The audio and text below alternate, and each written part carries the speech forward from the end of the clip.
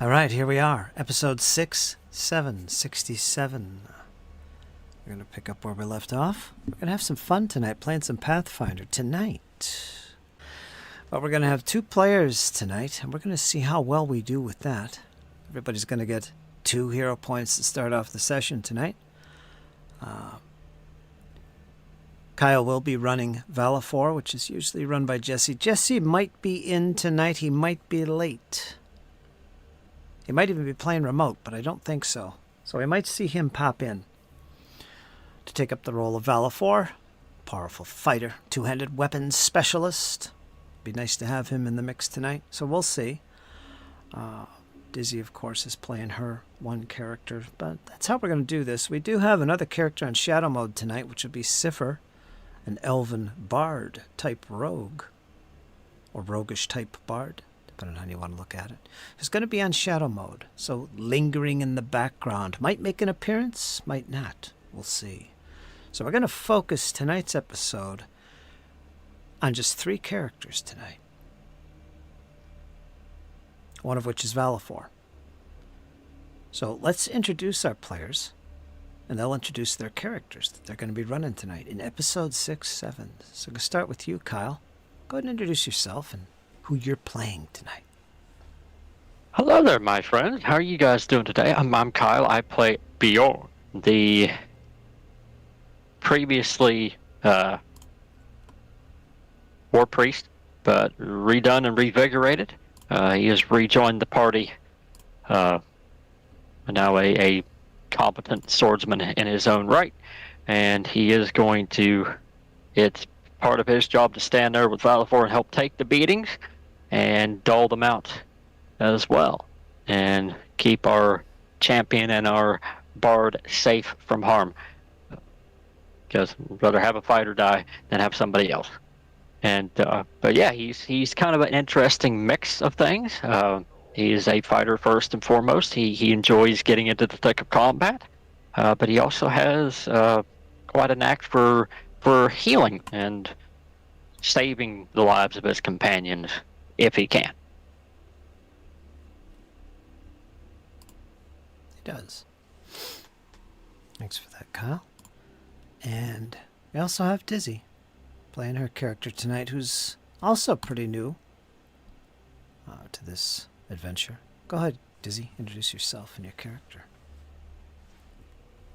Well, I'm pretty sure everybody's gotten used to the drill by now. I play, well, not play Dizzy. I am Dizzy. I play the champion named as Lara. She has joined the group. She is a human ASMR. I'm going to butcher that probably bad later on. Human ASMR champion. So, never played a champion? Never played a good character, so let's see how this goes. Yeah, awesome. Definitely got to get you some better weapons. And of course... or armor. Of course, we have Valafor also in attendance. At least the PC, Valafor. That's Jesse's character.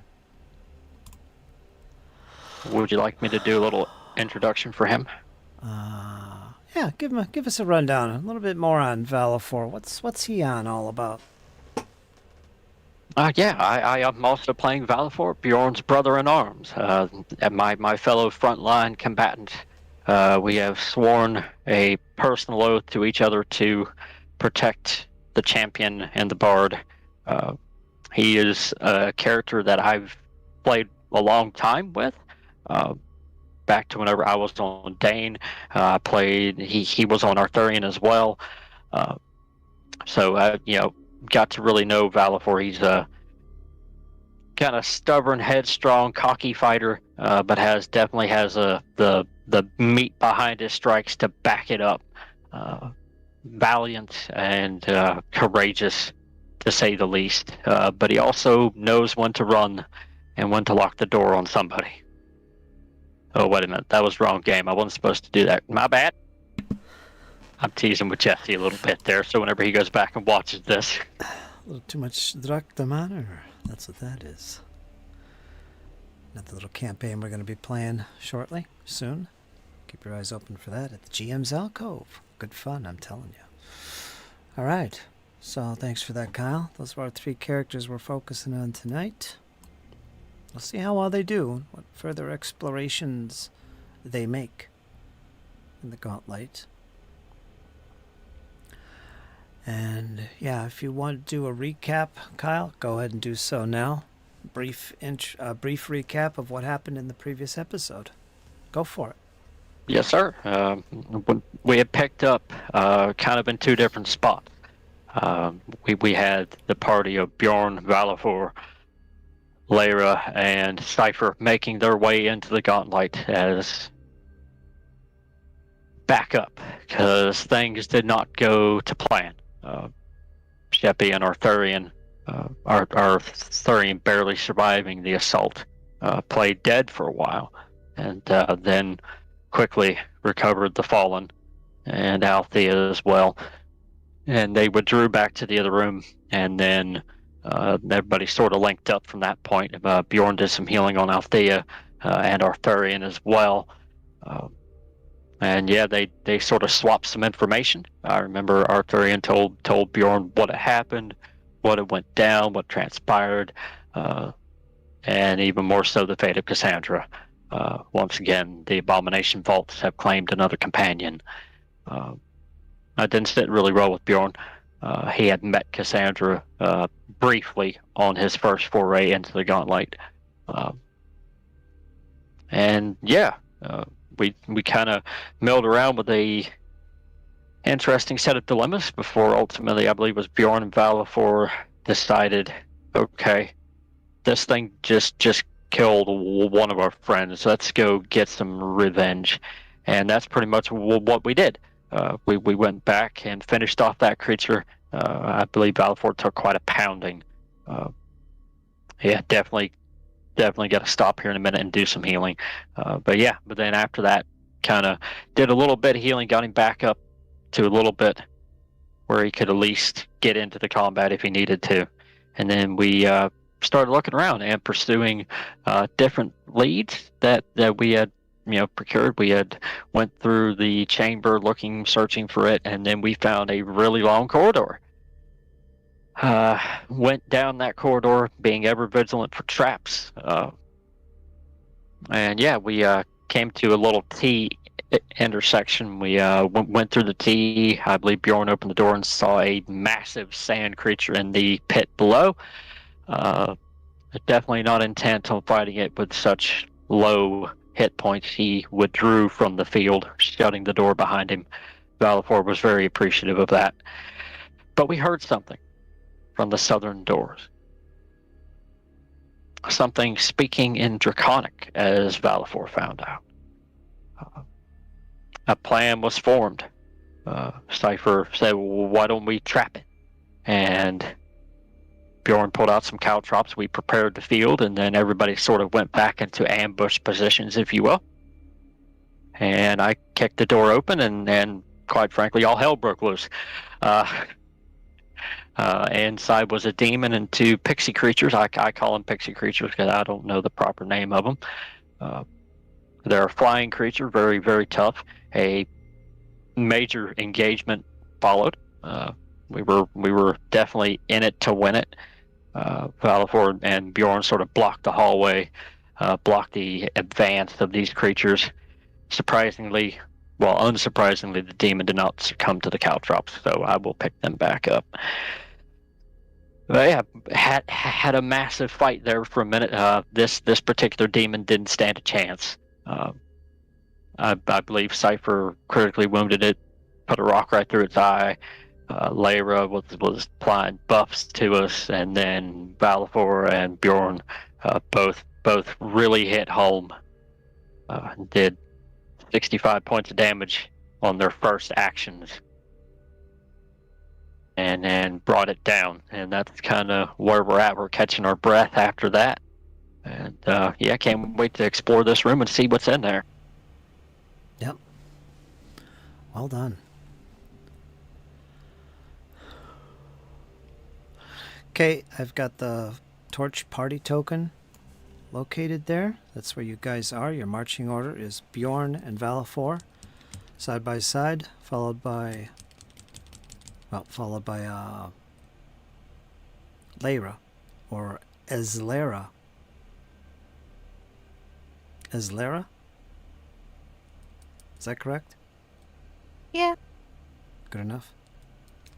I was saying Lyra last session. You said Yeah, Eslera. Lyra is her name, but since you mixed her race with her name, I was like, you know what, we can go with that. Eslera is the way it's gonna go. Okay. All right. So you're bringing up the rear, and of course, Cipher is going into the shadow mode. She's kind of lingering behind, watching from the shadows, perhaps. We'll see if she plays a role in tonight's session.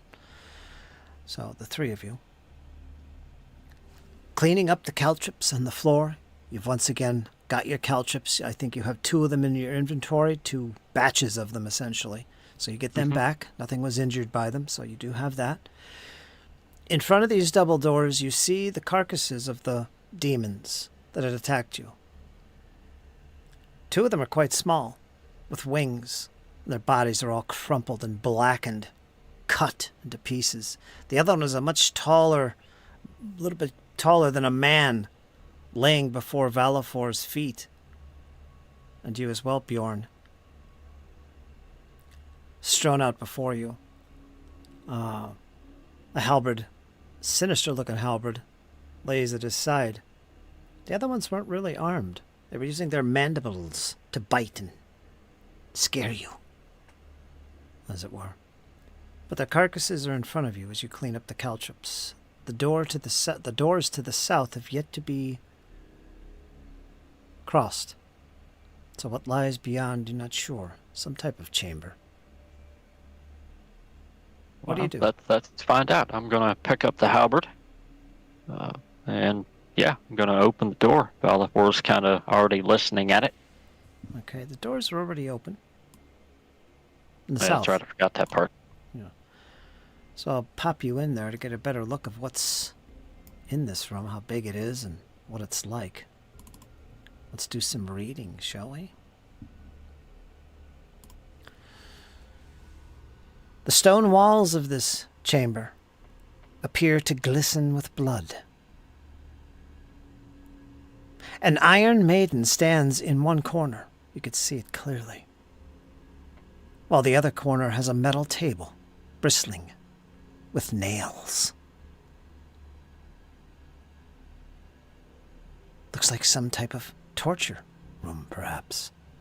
You see no other bodies, no other carcasses, no other beings stand before you, or confronting you, at least as far as you can tell. The room is empty.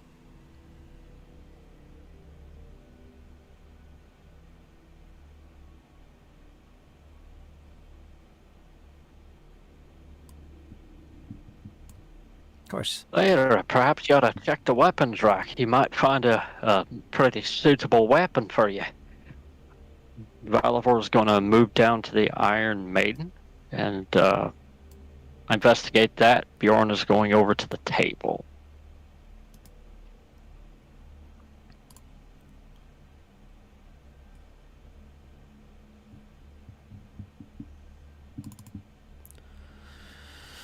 If you go to the icon there, the weapons rack, you'll see it contains some things, including the halberd you picked up.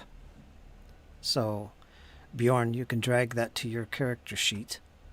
It is in your possession, the halberd, the mysterious halberd, I believe it says. Oh my. It says glaive. Okay, so it's not a halberd, it's a glaive. He's actually going to offer that to Lyra. Have you ever seen a glaive, lass? Lyra would look at the weapon, look at Bjorn, and just shake her head. I'm so used to the weapon that I have on me that I'm probably not as good as I should be with other weapons. As he pushes it towards you, for you to take up and look at, you're immediately repulsed.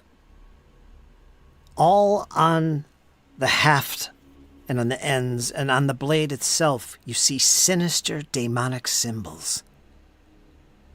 This thing reeks of evil. Alira's gonna take a few steps back, and she's just gonna look at that thing like she just got bit. It's an abomination to you.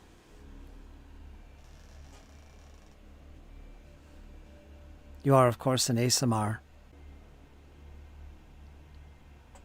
Alira's gonna look immediately at Bjorn. She goes, "Get that thing away from me. I do not want it, and I will never take it." Right. Suit yourself. Bjorn will kind of put it back on the weapons rack.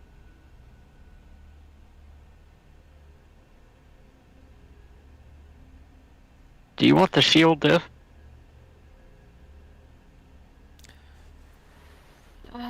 There is a cold iron shield. Usually worth a lot.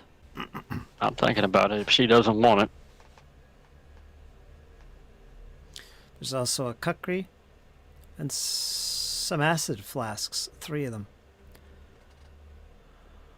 Actually, there's 2 of those glaives, one of which was in the possession of the demon that you slew. So in all, there's 2 of them. 1 kukri and 3 acid flasks and 1 shield. A cold iron shield. Now, Rare. with the fighting that Lyra has done with Bjorn and Battle 4, would she notice that Bjorn carries a shield with him? Oh, yeah. I mean, he was there whenever we dueled. Shield saved my bacon. Lyra's gonna look at Bjorn. She's gonna go, "Since you were fighting before I even took a step out, I think I'll let you take the shield." Would you like my shield as a replacement? Basically, he's offering his steel shield to her, and then he's going to take the cold iron. I guess I can take it. Add a steel shield to your inventory, just a basic one.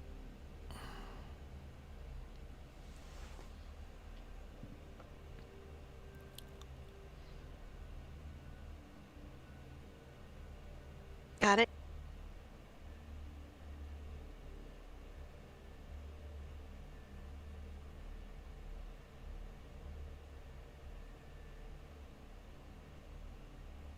Yeah, he took a glaive and a shield. That's it.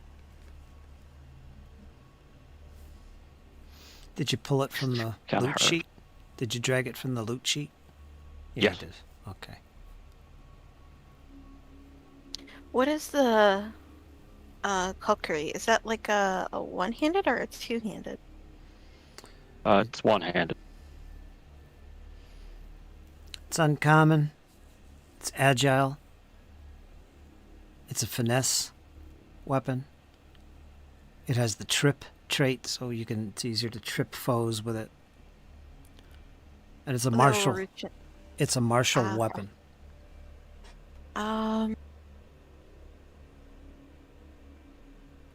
They will reach in and take it. Okay, you can drag it to your sheet. Are you proficient in martial weapons? Let me double check. Yeah, you should be. You're a champion. Yeah, you are.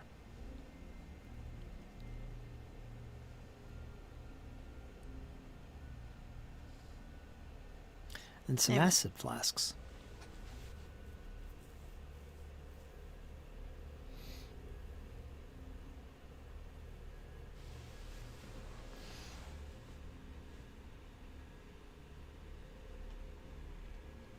Now, Fritz, I got a pretty good arcana. Could I try to identify this glaive? Outside of what I already told you, identify magic. That's a whole new ball game. You have to be trained in at least one of the magic schools. I am. Okay. And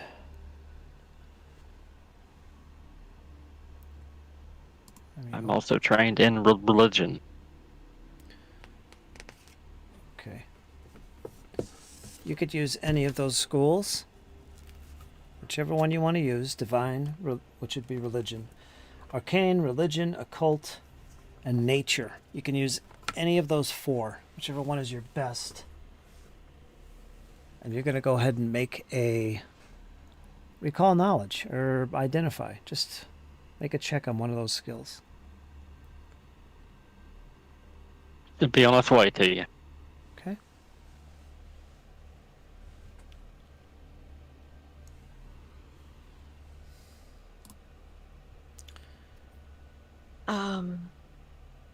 Yes. Is there any way Lyra would be able to recognize the weapon that she just took? Like, does it have any magic to it? Is it just like a regular weapon? You want to do the same thing that Mm-hmm. Bjorn did. All right. So go ahead and pick one of the 4 schools. Religion, arcane, occult, or nature. Not schools, they're called traditions. My bad. One of those 4, and go ahead and make a check to identify what properties this item really has beyond the norm. It is unusual after all.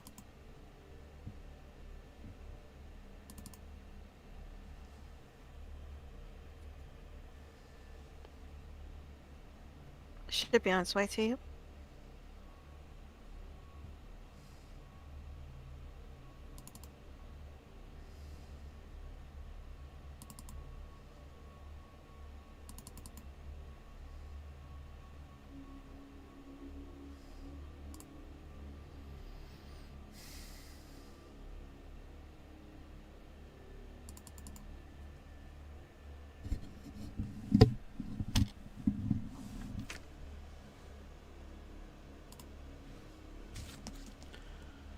Let's see, where is it?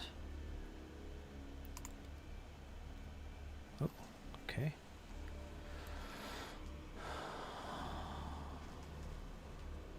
Okay.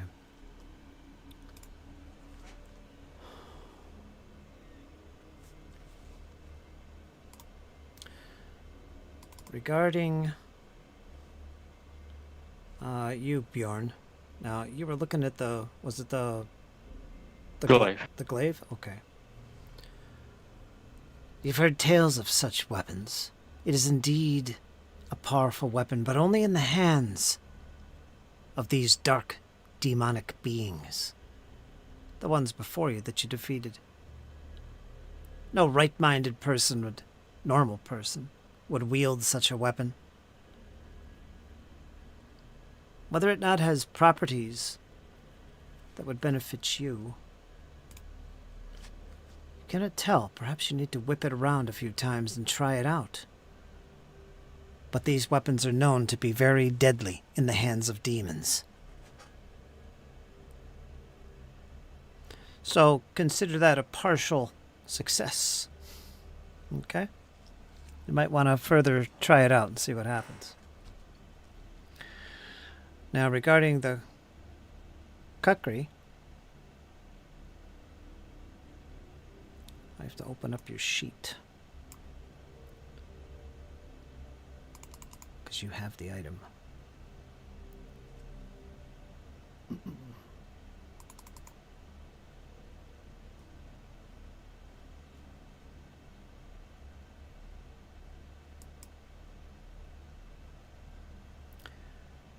And I'm going to reveal that for you.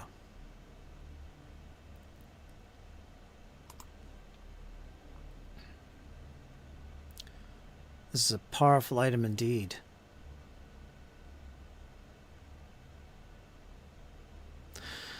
This says +1 striking. Ooh. It's called a bloodletting kukri. So it's a striking weapon, +1 striking weapon. Crimson blade that shimmers eerily in the bright light. On a critical hit, the kukri deals 1d8 bleed damage. If the target didn't already have persistent bleed damage when you score the critical hit, you also gain 1d8 temporary hit points.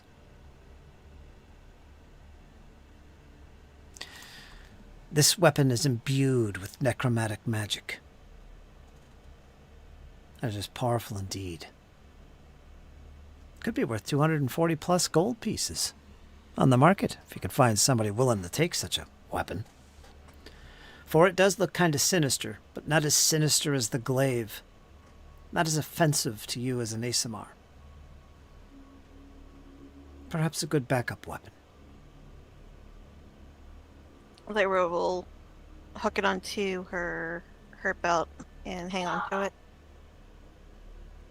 Sounds good. Anybody taking the acid flasks? Or are you guys done with throwing things? Lyra would have left that alone for Cypher if she wanted those. Yeah, that's what I was thinking too. Give them to Rachel. Good thinking. Let me do that. Meanwhile, Valifor's kind of just surveying the room, checking it out, studying it.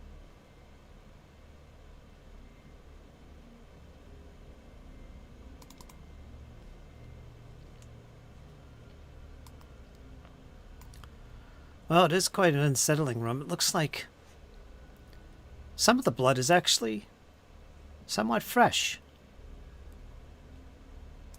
You do actually find a body part near the table, in fact. You see what looks like a gray, pale, rotting arm. No trace of a body that it was attached to, but you see that it looks like it was torn from the body viciously. You see cuts all along the forearm and along the hands and the long clawed fingers, one of which is missing. Whatever body this belonged to, it looks like the creature was tortured.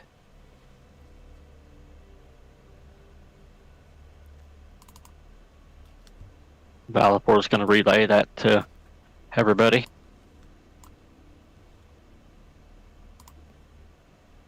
Indeed, I think it's time we get out of here. Place unsettles me. Lyra, are you game to do a little scouting ahead with me? After hooking the blade onto her belt, she'd look at Bjorn and give him a nod. Are we keeping the same marching order, or are we changing it up? Just keep behind me. Alright, I'll follow your lead then. Wait, first I must heal Valifor's wounds. I'm gonna actually take some time, Fritz, and do some medicine. Treat wounds on Valifor. Okay. I have assurance medicine, DC 20. Okay. While Bjorn is doing that, Lyra's going to be at the door just keeping an eye on it. Okay. So that's 4d6. Or actually, I actually looked that up on the archives in Nethys, Fritz. It says if I take the 20 DC, it says 2d10. Because I screenshotted it to you. That's right. Medicine. Treat wounds. Success gives you 2d8. 48 if it's critical success. Now, the DC is 20 if you're expert. You increase the hit points regained by 10. Okay.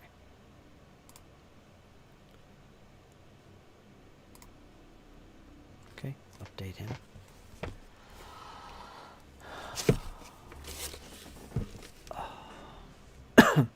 See, what you're giving up when you take that assurance thing is you're giving up having a chance to do a critical success. And doing more. But at least, you know, you're assured a minimum healing. Yep. I'm going to do that twice for Valifor, once for Bjorn. All right, that's 10 minutes each. That's 20 more minutes go by. Is there anything you'd like to do in this time? Champion? She's going to do listen towards the door and see if she can hear anything outside. Kind of do a little bit of perception. Where is this? She's on, like, they're inside the room, but she's at the two doors, kind of just listening towards the outside. Okay. looking off into the darkness. I assume the doors are still open. You can do that. Go ahead and make a perception roll. Okay. Blind. Being cautious. You never know. On its way.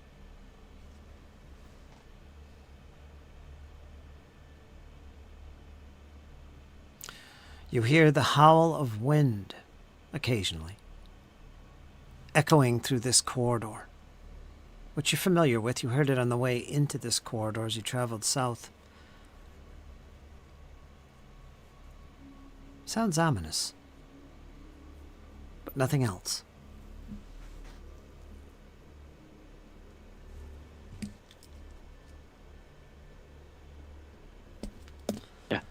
Then after healing, Bjorn will head out and head back into the original hallway there.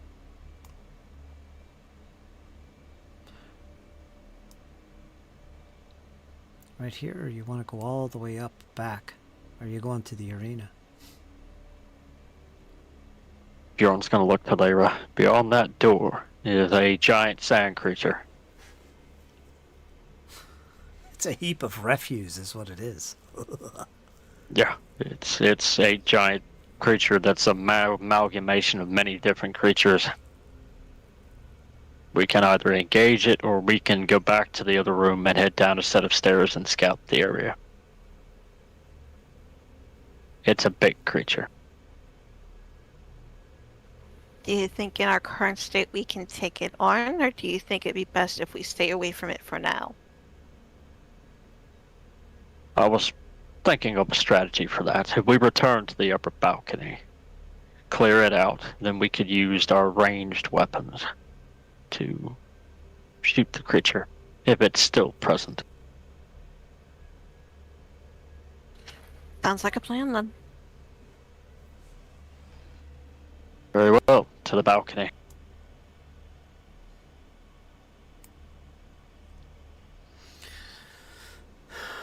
All right, so you're going to head all the way up there back to... You'd have to go back through the Warped Brew Tavern. Up those steps. It's a long travel. Probably take you another hour at least to get back up there. Do you want to do that? No, then we'll head down below then. Then we can always come back whenever everybody else is here. Yeah, we'll go back to the main chamber at the end of this hallway.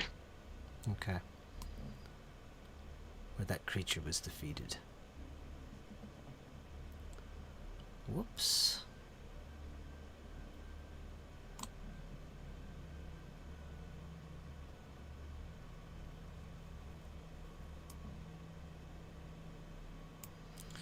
So yeah, you can get through this hallway quite quick. And back into that main room where the creature was defeated, where your friends were beaten up pretty bad. One of which was slain. You see the carcass of the creature that you had defeated. It looks... Looking at it as you pass by, with its long tentacles and a mangled face of whatever this was that was turned into this blob-like creature, it reminds you very much of the creature that is in the arena. The only difference is that the creature in the arena is much more massive in size and is covered with refuse, garbage, as well as body parts. In fact, if it didn't move, it would look like a pile of debris. Okay. Bjorn's gonna sort of pat Valifor on the shoulder and look over his shoulder to Lyra. Are you ready? Lyra would nod, already having her elven blade drawn at the ready. Bjorn's gonna descend down the stairs. Longsword and shield at the ready.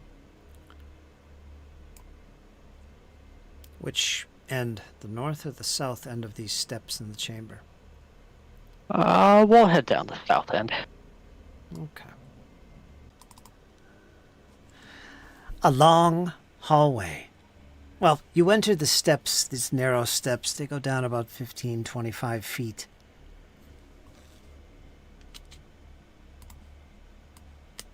And you get to about here, right at the top of steps going to the northwest. Much wider steps here. They're about 20 foot wide. And you see a hallway stretching north to south from the staircase of which you're in the top. And do you descend the steps? Slowly, with shield raised. Okay, so you're on defend.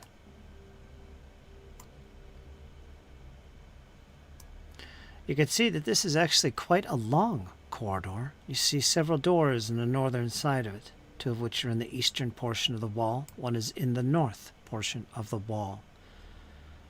But as you round the corner, you see a glow come into sight.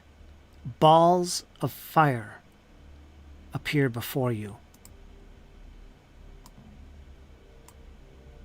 Not one, but two.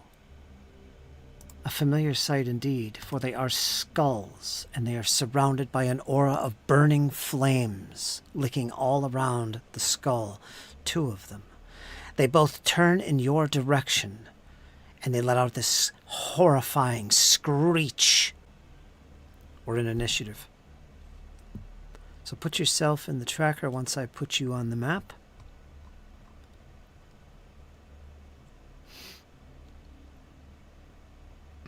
So yeah, they noticed you.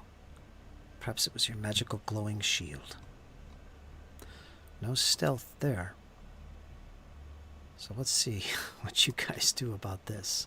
I'm going to put Ezra, Lara on the map first. And then we've got Valifor. And then we've got... Where are you?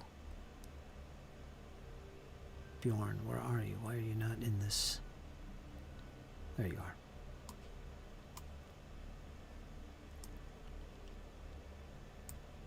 Okay.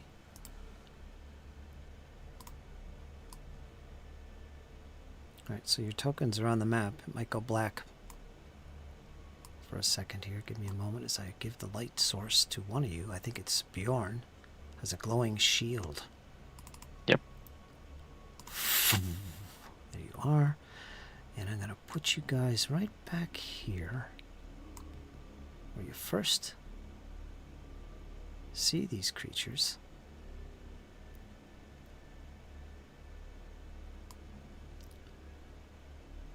Bjorn's on the left. Something like that.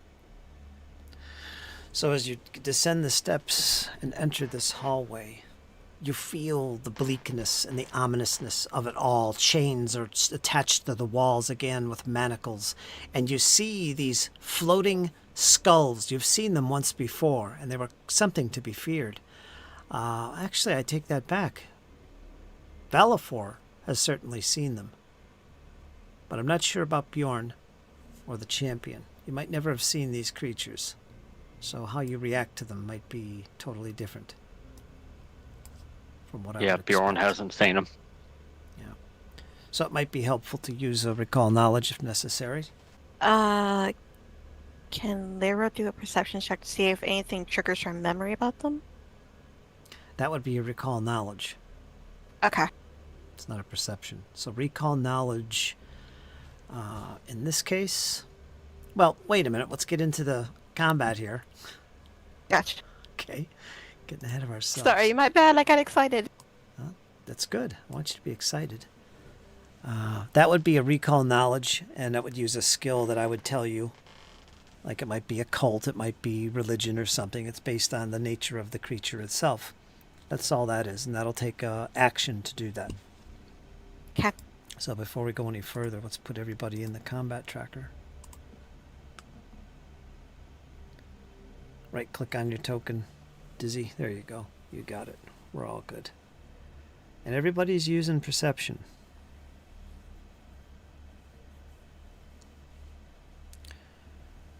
No modifiers.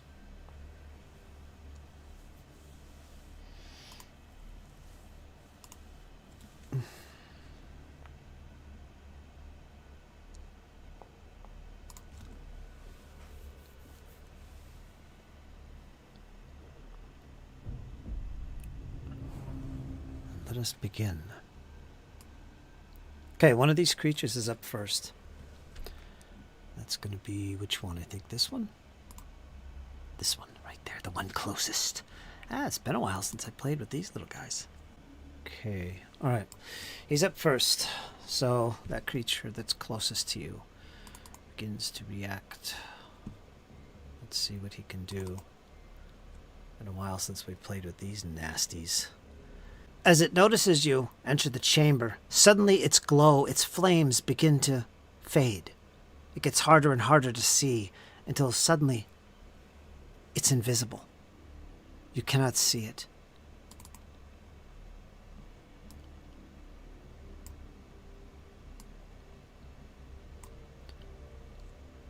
And suddenly, a short distance away, maybe 10 feet closer towards you, you see the crackles of lightning appear in the air around this ball. You can almost see the source of this lightning and these finger-like crackles which are coming in your direction. You could see almost the outline of what was that floating skull of fire, but it's very transparent. You could just barely see it. It will count as hidden. Okay? In the meantime, it's going to attack Valifor with lightning.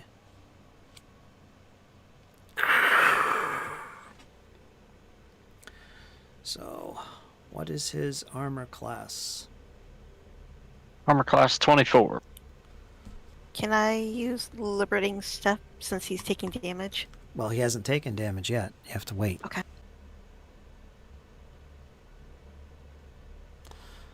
Alright, wait a minute. I gotta retro something here. I thought that was a ranged attack. It's not. It's a melee attack. So let me move him closer, getting right in the face of Valifor. And I will make it, well, it is visible. You can see it. But it does count as hidden. Okay? And it scored a 31. That's going to be... Hit, not critical. Right. 13 points of electricity damage. Yes. Taking liberating step. Okay, you can absorb 8 points, I believe, of his damage. Let's double check it. The ally can attempt to break free of the effects of blah blah blah blah blah blah blah blah. If the trigger was an ally taking damage, the ally gains resistance to all damage against the triggering damage equal to 2 plus your level. So 8. So I have resistance 8 versus electricity. I guess you could drag that to his token. And that lasts for the attack, I guess. Mm-hmm. And then it's done with. How many times can you use that? Well, that's your reaction. So anytime. Yeah, you it's can my react. reaction. Well, that's pretty useful.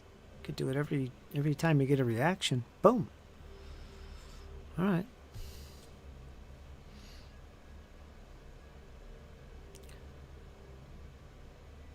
Okay, we're gonna go to you, Bjorn.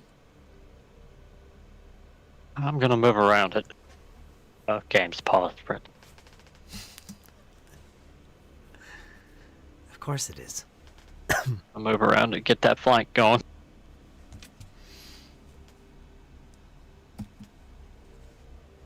All right, remember that it's counted as hidden, so what that means is you have to make a die roll to every time you attack to be able to target it. So the DC 11 flat check to target the creature. So I get a 6, so you can't do it. So if you want to attempt it again with a second attack, still counts as an attack. So it would be your second attack and have a -5. Or, yeah, -5. But you got to pass another flat check of 11 or greater first. Yeah. Actually, I'm gonna cast guidance on myself. Okay, so that's one action. And I'm done. Okay, we're going to go to Valifor.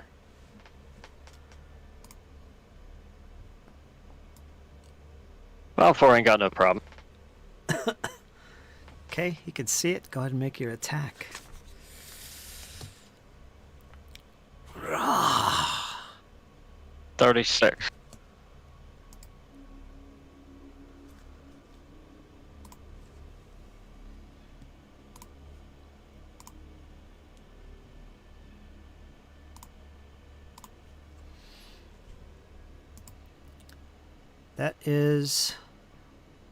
That's a critical hit. Gonna take. Oh, well, wait a minute. There's something else we're forgetting here. Probably. It just damaged him.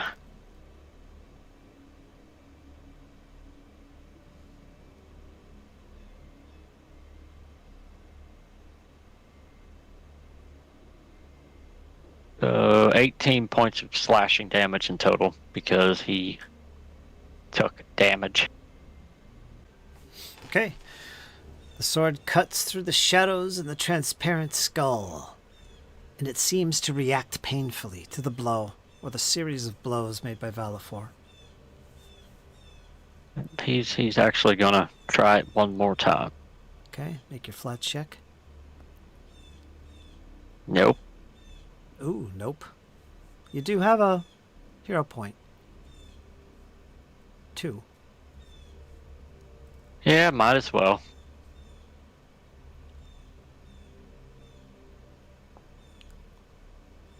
No. Nope, not meant to be. And then.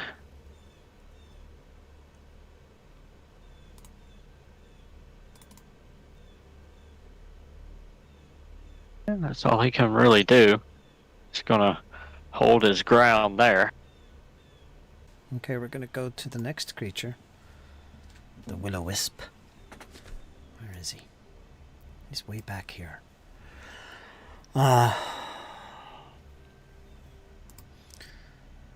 This one fades from view. Its glow disappears.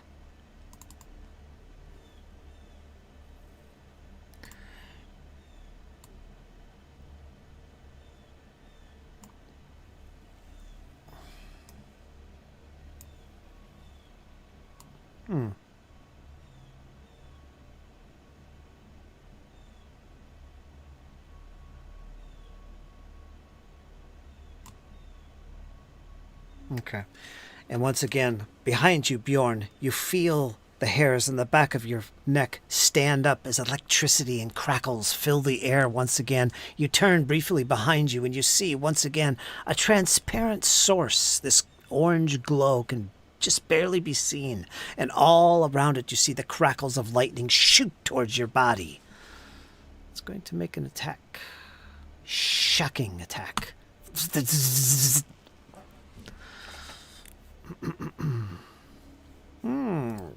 That is not going to hit you.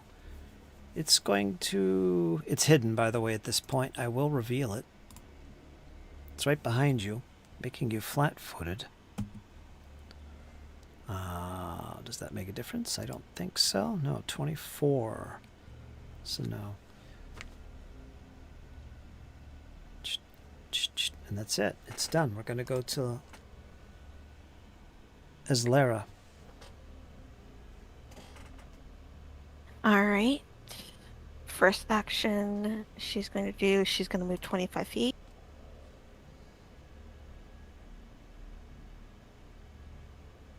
Placing herself right there so the creature is flanked. Off guard. As soon as she gets in that position, she's going to attempt to strike at it. Okay, flat check. You need an 11 or greater just to be able to All target right. it. it.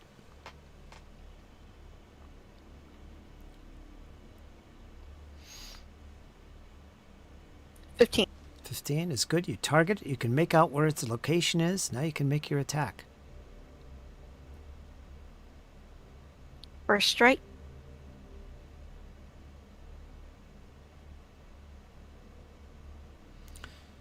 $17. I think that's a miss. Can I hero point that? Yes, that is definitely a miss. I'm going to hero point it.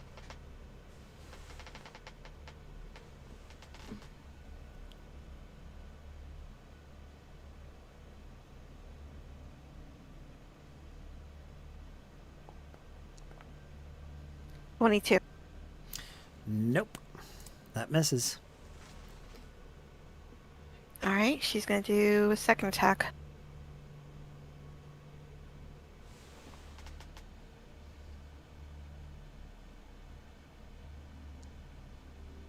$26. 26. It's pretty good. You just barely managed to hit it. Or your damage.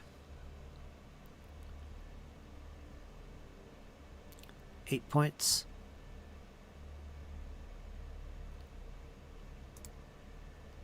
So you did 1 point of positive damage and 7 points of slashing.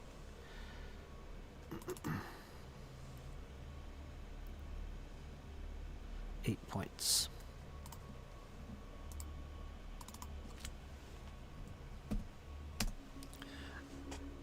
Again, it seems to react negatively to your strike. You heard it. You heard it, Elf. We're done with that. We're going to go to round 2. Starting with this Will-O-Wisp.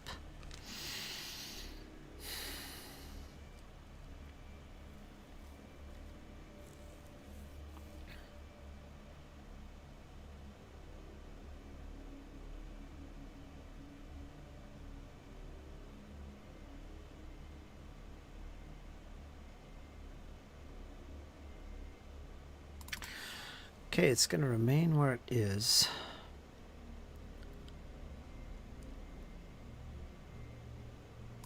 And suddenly, the one in front of Valifor disappears.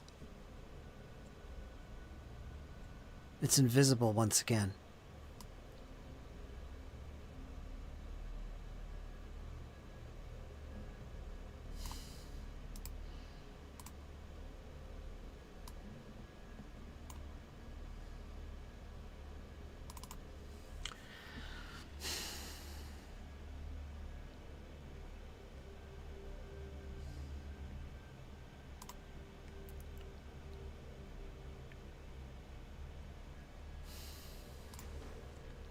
And suddenly, behind Valifor, it appears just faintly again. It could just be seen. It is now hidden at this stage. It's directly behind Valifor. No, there was no attack of opportunity there, by the way. And it appears behind Valifor. And again, the crackles of lightning appear. This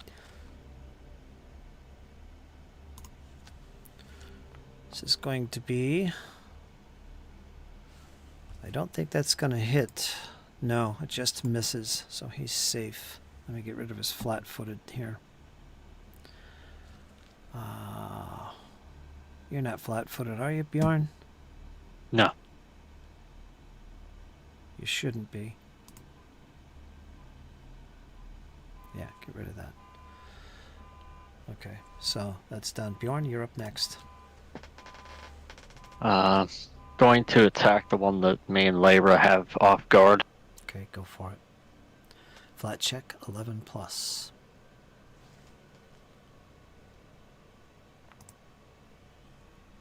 $14. 14 is not enough. That was my flat check. Oh, yeah, that is enough. Sorry.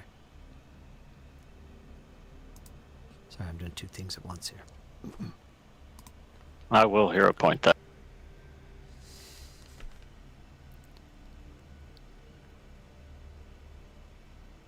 $35. 35 is the... Is that the damage or the attack? The attack? That's the attack. And the one that we have off guard.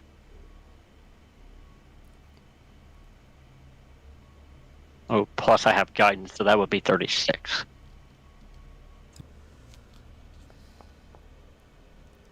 He's going to take 13 points of slashing. 13 points. Okay. 13 points of damage. 25. Yeah, that one would have been critical. So double You want that. me to just double that? Yeah. So 26. 26.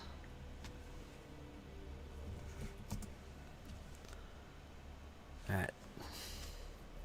Okay. I'll try it one more time. You will. And I will hero point that. Okay.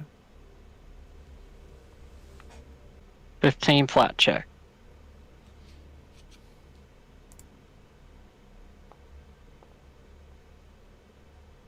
Miss. And then last action is just going to be raise shield. There you go.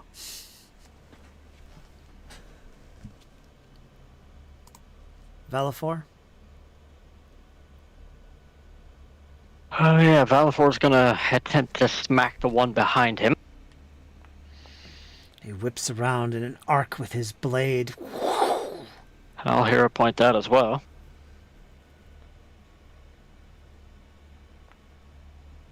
$18 flat check. Okay. You target him. And he's actually going to power attack it. Yes, so he has an ability which nullifies the power attack's normal penalties. So you're basically, this counts as your first attack. So there's no modifier. And it's a power attack. This could be brutal. 36. 36 is going to be a normal hit. Normal?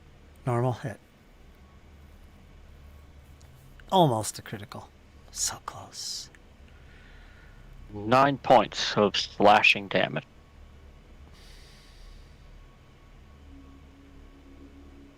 Is that it? Doesn't it do more with a power attack? Yeah, Or is it just a horrible roll? I think you rolled really bad. 5. if I rolled 2 and a 3. And he's gonna try it one more time. Alright. So this will be your second attack. 19 Okay. for the flat check. No, not 1 on that one. Yep. And for his movement, he's actually going to move up beside Bjorn. And that'll be it. Okay. This creature here suddenly goes invisible.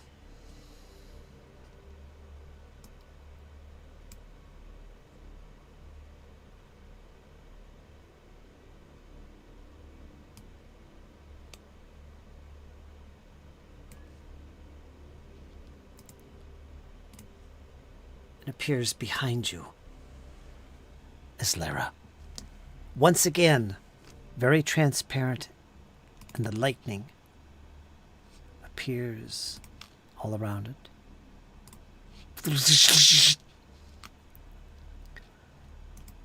And that is going to hit you. It's going to be normal damage, electricity damage.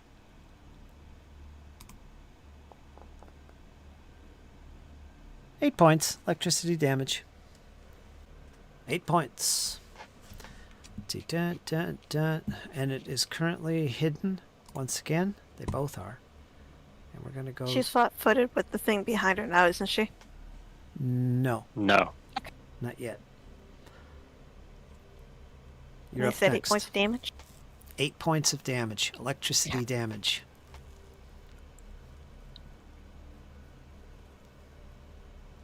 All right. She's going to turn around and she's going to instantly try and strike at it. Okay. Is she able to see it or no? Do you need an 11 or greater so you see it? You do Okay. actually see it. All right, first strike.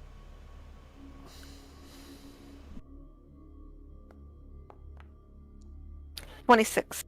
26. It's going to be a hit. Normal hit. 8 points. 8 points of damage. It's looking rough. She's going to do a second attack on it. And then make a new attack roll. 13 to see it. Okay. You could see it. Okay, and then she'll do her second attack.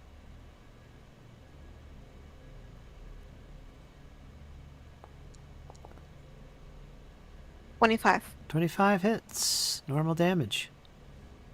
Just barely hits. No. 16 points of damage.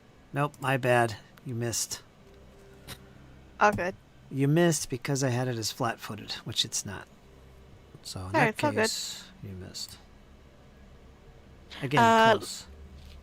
Last section, she's going to move to get behind Bjorn and Valathor.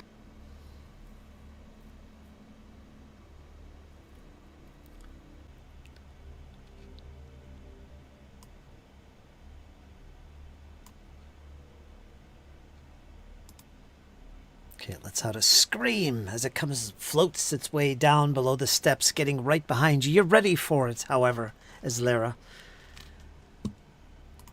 And lightning once again appears all around it, shooting towards you. That's going to be a hit.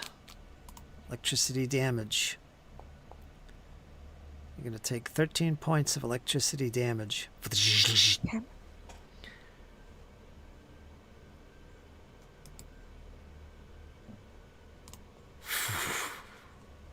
And it disappears from your sight. Bjorn's gonna step down and try to make an attack in that square, hoping it's still there. Okay.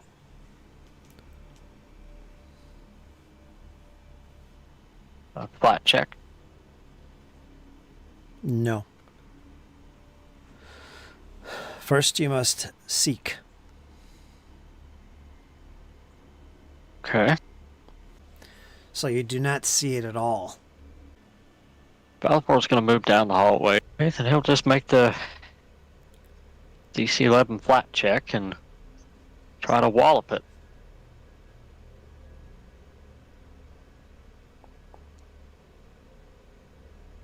$18. Okay. No normal attack, not doing anything power attack wise or anything. It's just straight up 29. 29 hits the creature. Normal.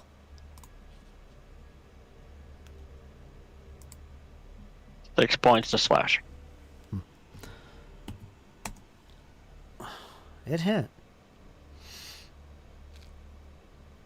Oh, might as well try that again. Actually, no. Brett, what's in this corridor? You can see a door to the north. You see a couple more doors in the east. And Okay. otherwise, you see chains dangling from the walls on the floor. There's nothing else in here. It's just a doorway. It's almost as if these skulls, whatever these are, these will-o-wisps, were patrolling or on guard or otherwise traveling through it themselves. Who's to say? But there's nothing of value here that you can see. Going outside the box here. Is there enough dust on the floor that I can kick into this creature's direction You could. to make it, visible? You could do that. Okay. Yeah, because he's going to kind of shift his feet and punt a cloud of dust in that direction. You could do that. So that'll take an action to do that, to try and reveal it. That's fine. So while you were moving forward, you, with your boots, you cup up enough dirt and stones and whatever debris is on the floor, and you whip it up into the air in the area occupied by this this creature. And you can see, yeah, briefly, no roll necessary. You could briefly see the outline of the creature. It is still considered hidden. Okay. But it might be easier to hit anyway. I don't think you have any actions left, though. Nope. That's all I can do. I moved up the hallway, then attacked once, and then kicked up dust. All right, so what we'll do, we'll see if that plays a role in your next attack. If it's a little bit easier to lock onto. Okay? We're going to go to the will-o-wisp. Sounds good. Good thinking. Being creative. Which is always rewarded.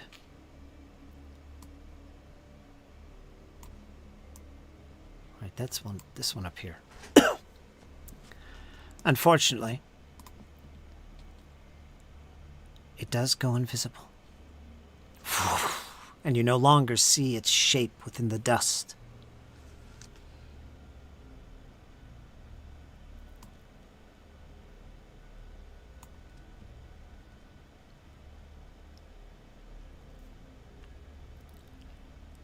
Lightning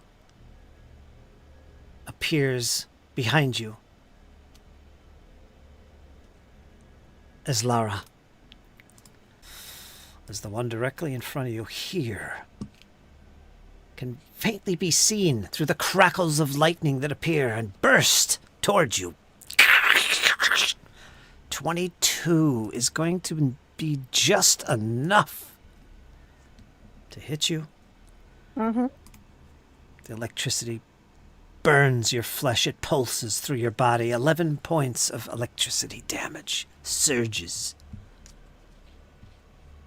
within you. So, dun.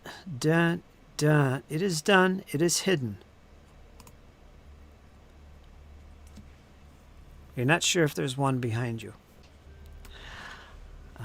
Okay, you're up, Elf, as Lyra. Lyra is going to immediately turn in the direction that she felt the attack come from, and she's going to attack in the same direction. Okay, so you got to make your flat check. The one up here towards Valifor, right? Yep. All right, flat check 11 or greater. You failed. You failed. Gonna hero point that, using the last hero point I have.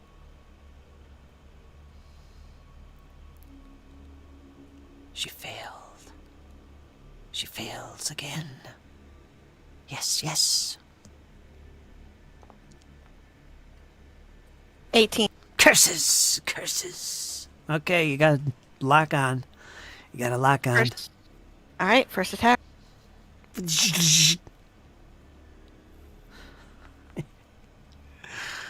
27. 27 is going to be a hit. You just barely hit with that elven blade. 13 points of damage. Okay, describe how your attack lands and you just make this thing faint from existence. You defeated it. Well done.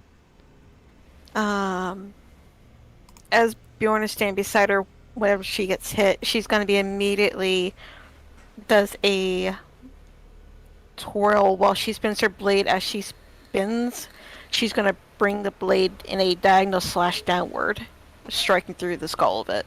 Yeah. And just cleave it in two. If it had actually had a physical existence, it would have cleaved into two halves and fallen to the floor. Instead, it just disappears after you cleave it and fades from existence. Well done. Let's see here. That was one action. No.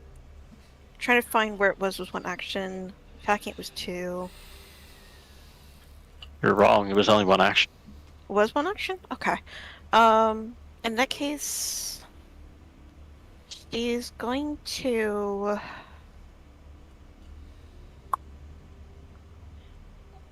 She's gonna pray to Desna and pray she's making a right choice, and she's gonna turn around and strike towards the area that she remembered that creature being before. She doesn't know if it's still there. She's just gonna try and hit it. 9. Okay, so you don't hit it anyway. Okay, so you turn, you whip a bound, and you attack empty space. You don't see where the creature might be. There's no response. There's no screams of impact. So there is that. Do you have any more actions? Last action she's gonna do is she's going to move about 10 feet in front of Bjorn to see if she can try and draw the creature out of hiding, and that'll be the end of her turn. Excellent.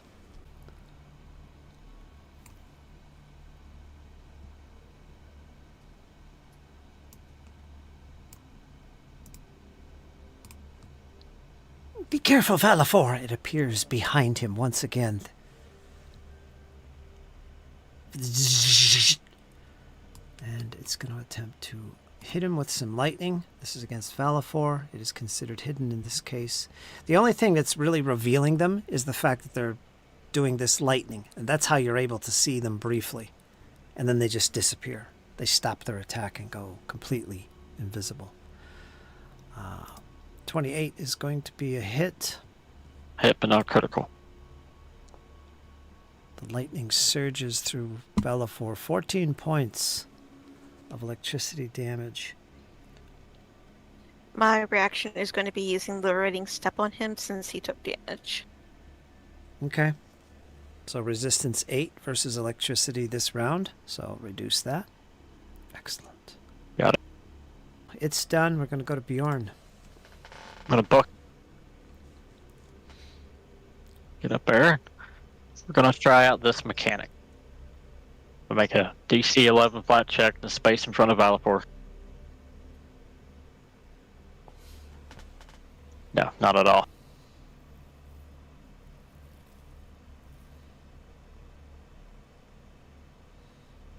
Yeah, no, not at all. No.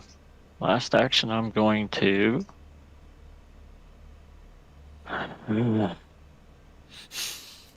I'm going to cast Guidance on Laura. Valafor's going to try the same thing.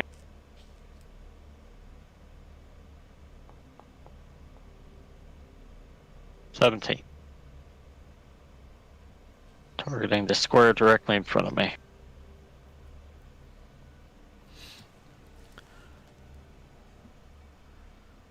$31.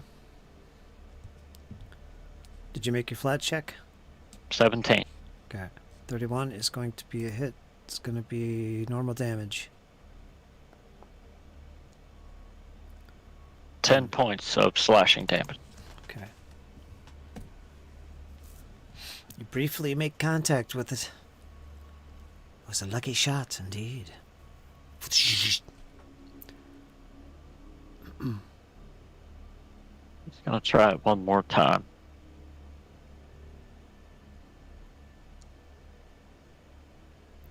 Got it.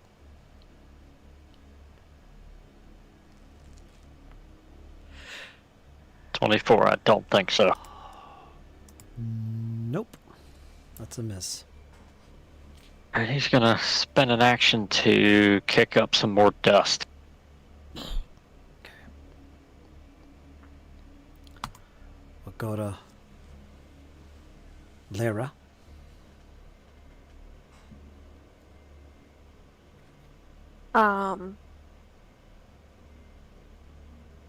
Whenever he kicks up the dust, does Lyra get a glimpse of where it could be?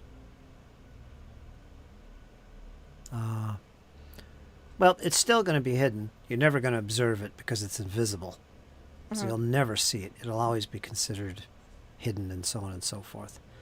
Okay. But because of the dust, I'm probably going to give you some kind of bonus to detecting it or targeting it. Okay. Just because you're being creative. All right. In that it's case, possible. she's gonna move up. She's gonna place herself there.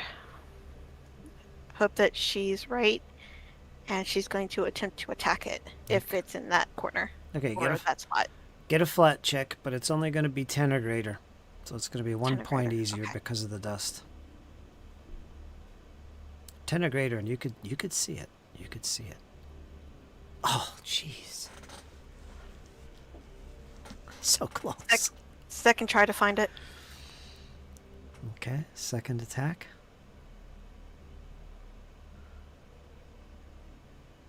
Okay, so 14. you got it on. You spotted it. You target it thanks to the dust, and then some. So you can attack it.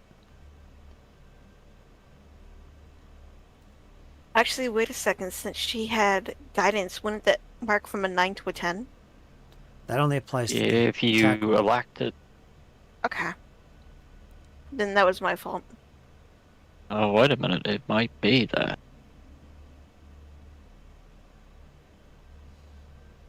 It says +1 status bonus to attack roll, perception check, saving throw, or skill check.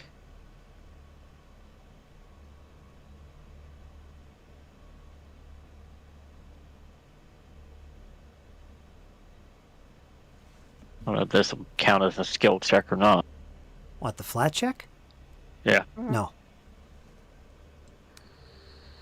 It's a flat check. It's not a skill. It's not an attack. It's nothing else. It's a flat check. Nothing All right. modifies a flat check normally. Then her final action is going to be 1 strike, and she's going to add the guidance to it. Yep, you get a +1.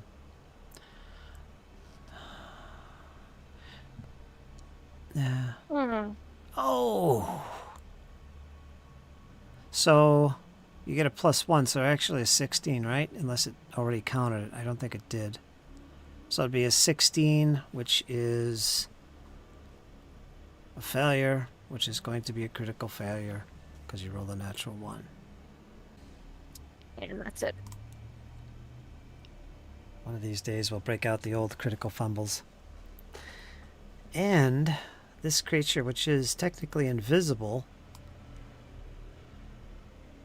so you're not going to be able to opportunity attack.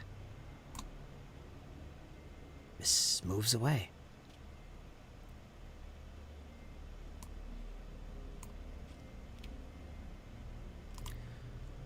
And doesn't appear. Bjorn, you're up.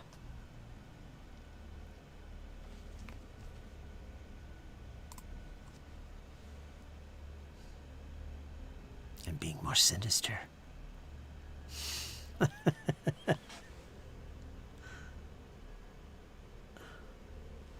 Actually gonna move down here, and I'm going to attempt to attack the square behind Lyra. Okay, give me a flat check. Nope, not good enough. Just cuts through the air.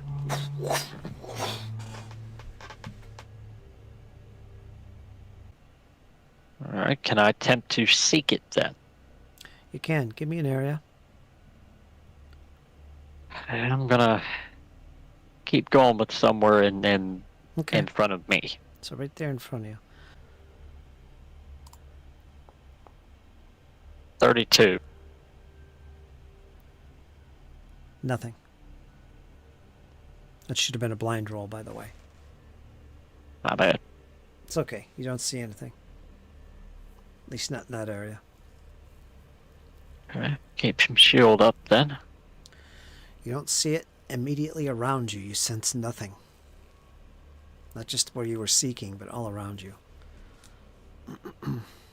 Okay, The immediate and area. that's done. Valifor? Balfour's gonna seek behind this direction. Okay. Blind perception.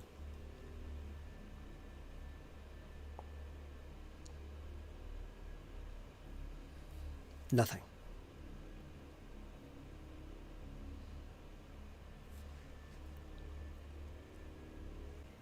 Okay. I'm gonna move down here and seek out around this door.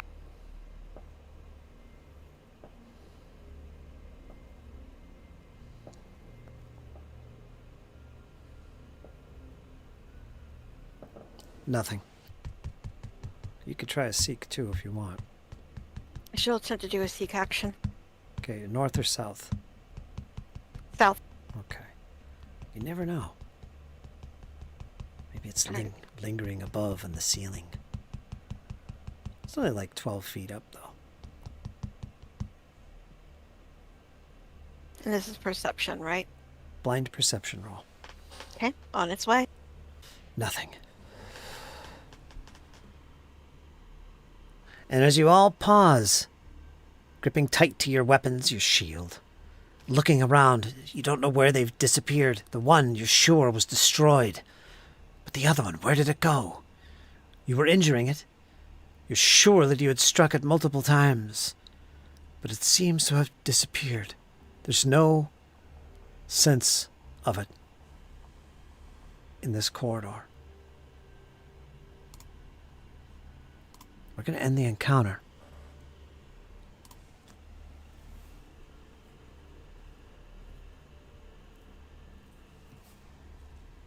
All is quiet at the moment.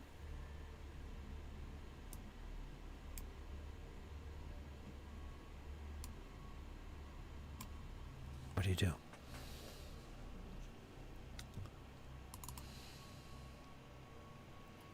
Ron's going to move up to one of those doors on the right and take him a listen. Blind perception roll. While Bjorn is doing that, Lyra's going to move up north and she's going to put an ear to the door to listen as well. Okay, blind perception. On its way. Bjorn. You don't hear anything, Bjorn. It seems like the chamber is empty. Let's see. Lyra, you're in the northern one. Okay. Got your roll. You hear absolutely nothing. Except what sounds like a faint drop of water. Bloop. Bloop. Bloop. That's about it. Now, if I try doing a perception again to see if I can stray my hearing, is there going to be a penalty against that? What, make another listening check? Mm-hmm. Yeah, it just takes time. Alright, she's going to do it again.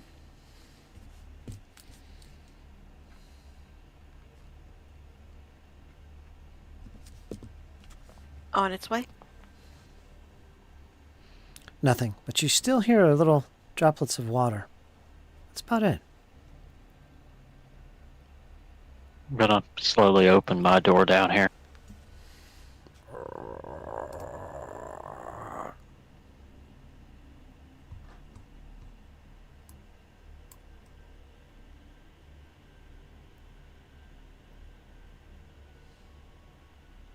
I'm going to take me a little peek, see what's in there.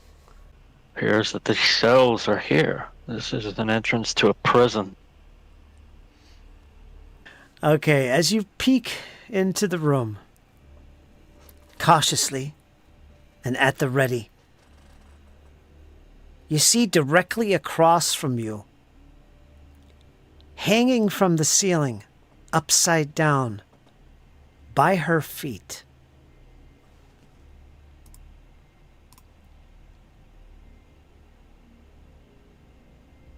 Oh, lovely.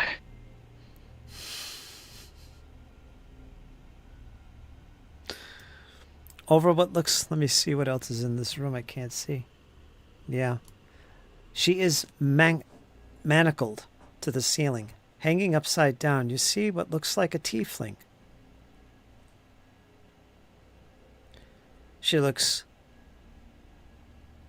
She's motionless, although she seems to be breathing. She seems to be alive.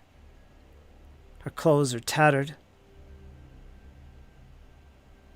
And what do you do? Bjorn's going to motion for Valifor to back him up as he steps into the room.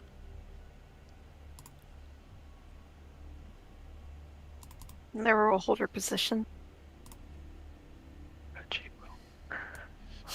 I know what she's gonna do. Yeah, might as well get it over with.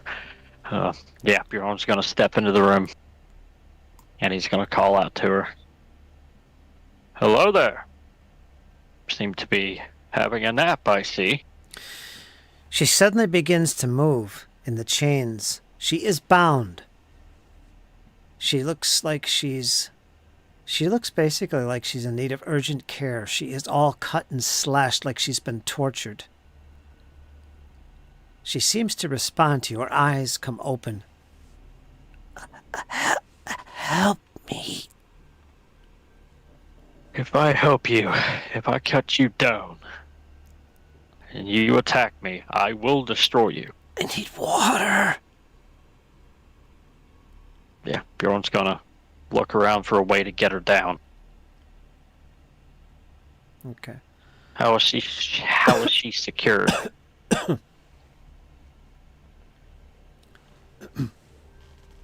Oh, she actually slides right out of the manacles. It's not difficult. It's easy to. Her legs are so thin that when you actually push up on her body, she can actually slide through them. She looks emaciated and dehydrated. So it's not difficult to get her out of the manacles.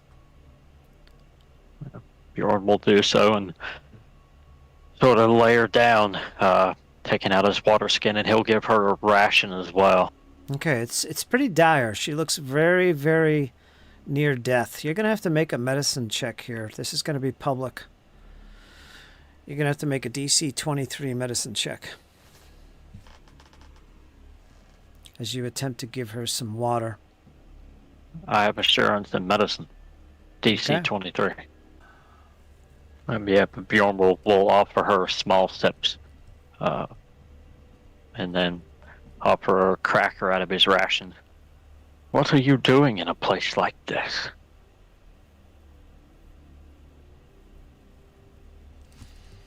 She says she was on a mission many, many days ago, on a mission for someone she calls Arevian, a devil. She doesn't tell you the details of the mission, but she had failed. And she was brought back here to the gauntlight. And out of anger, Arevian had her brought to this room after torturing her. And she's been here ever since. She doesn't have any of her stuff that she had originally had. Her magic and her armor have all been taken from her. She explains she was found while she was in a leaky boat in the inner sea, some distance from the Starstone Island. But she failed, and she's been here ever since. So you work with a demon? She says yes. She does name the demon. His name is Arevian. Let me see the spelling on that. Let me put it in the chat here, so you can write that down. When she mentions that name, can I do a knowledge recall to see if Lara might recognize the name? That would be society. Society, okay. Do it blind. Alrighty.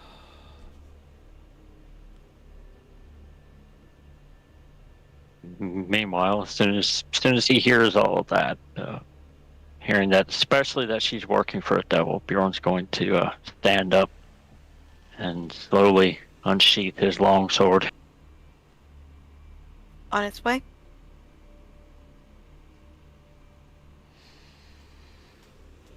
You've never heard of that name before. Okay. And what did you do, Bjorn? You unsheathed the sword? Yep. Okay. And yeah, he's gonna look at her. I imagine it's female. Yeah. It's a female. Looks like a tiefling. I fought for the forces of good for 20 years. I fought against the demons every chance I could. I fought 2 wars and lost many, many people. To your kind.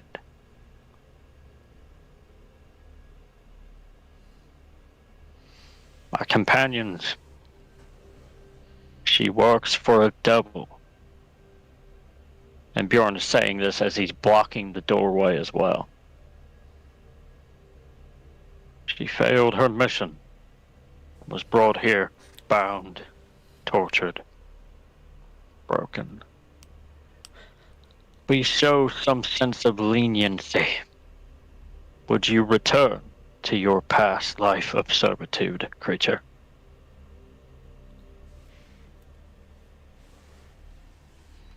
You're asking her to give up her life of crime? Pretty much. He's asking her that if he lets her go, will she ever return? I want you to do a couple things for me. Now, there's nobody else in the room, correct? It's just Right. me. All right, so you're going to do a couple things for me. Number 1, I want you to make a diplomacy to make an impression. Number 2, I want you to make a society roll as you make this little speech to her. A +0 and a +1. How bad can this possibly be?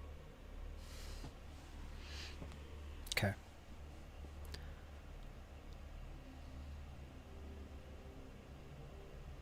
She doesn't open up to you. She doesn't respond to you. She looks too weak to even respond to your asking her to refrain from whatever she's done.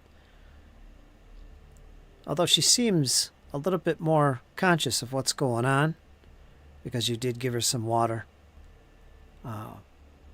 She only revealed that information to you real quick, that she was brought here. She hasn't revealed her name, of course, but she did reveal the name of this demon, whoever that is. You don't know. She might be lying. You don't know. But she doesn't respond to your offer. Her eyes are going closed and are back open again. She's almost like she's ignoring you. Very well. Bjorn shuts the door behind him. He's going to look to Valafor and Ilara. Give me a moment. Oh, No, he's stepping into the room and shutting the door behind him. Gotcha.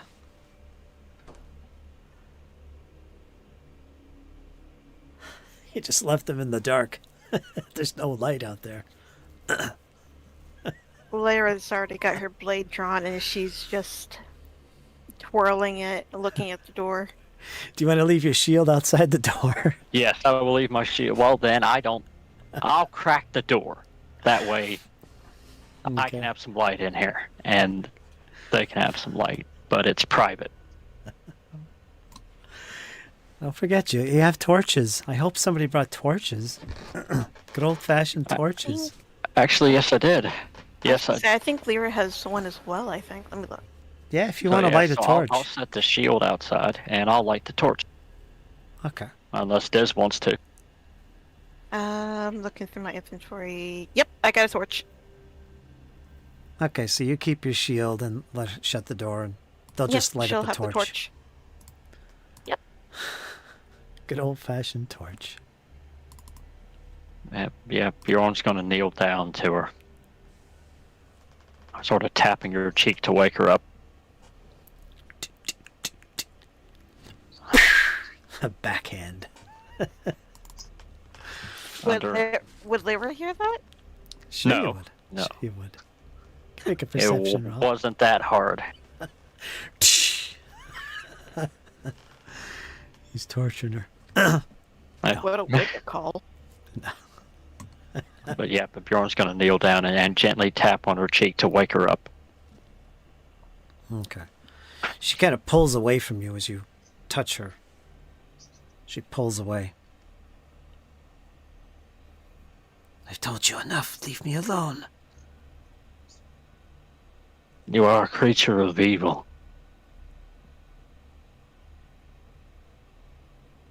Under any other circumstances, I would have been honor bound and I would have already cut you down.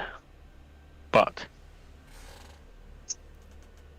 your masters clearly have more brutality in them in that moment than I have in this moment right now. I will give you an option. A choice like your kind never gave my mother. I'm going to give you an option. And this is your last chance. I can leave this room right now. And feel good about the outcome either way.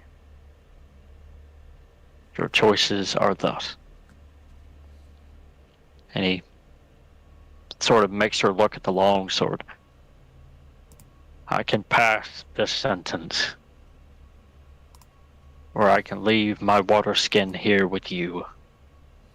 And if you promise to not go back to the master and to help other people, or at the very least not hurt people, then I will let you live. Give me another diplomacy. I have +0, Fritz. I'm not diplomatic. You're not.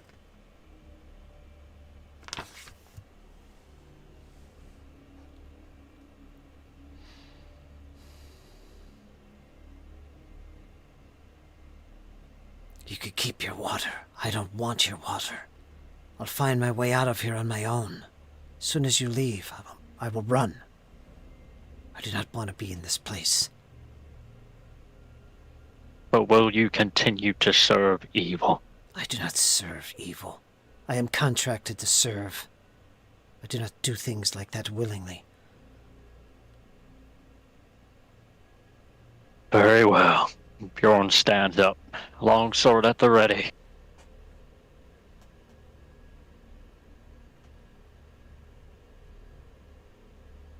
I'm pausing for dramatic effect. You are. I pass the sentence. If you are free now, creature. Take your freedom and do with it what you will. I sentence you to life. Not death. I got While you. this is At going this on, moment. I'm just gonna say, while this is going on there, and Lyra Valthor can't hear what's going on. She's just pacing back and forth, swinging her blade, just kind of not in an agitated manner, but more of concern of like, what the hell is going on in there? And Bjorn's going to lightly neck the back of her palm with his longsword. If I see you again and you have still done evil, my hand will not be stayed a second time. Recover your strength. Leave. Run. Flee as far and as fast as you can. Congratulations, girl. You have another chance at life. Now quit being a dumbass and live it.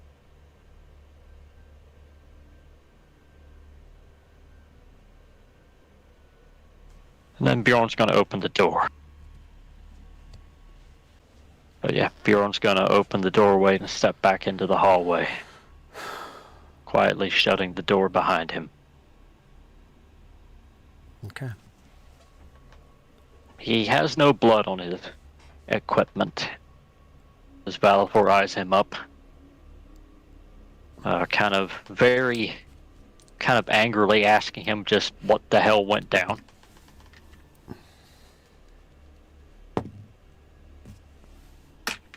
Bjorn just looks to Lyra.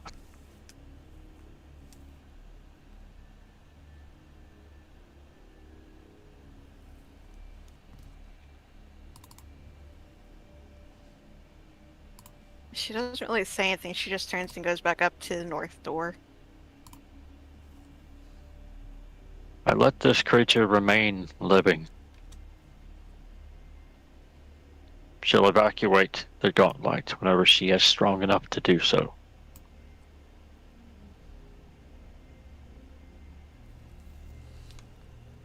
What's to say she won't turn around and try and complete whatever she's done?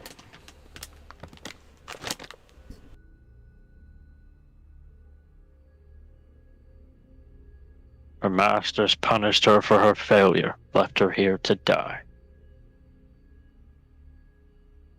We are people of light. Should we not extend that own mercy? She has her life now. She's no longer forced to do their bidding. As far as they know, she is one of the many fallen of the gauntlight now. I gave her a second chance at life, whether you agree with it or not.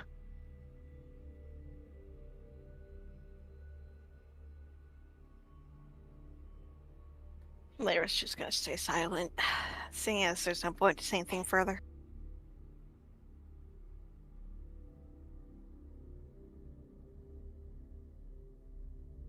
I know you'll hate me for a time for it, but it was my better judgment.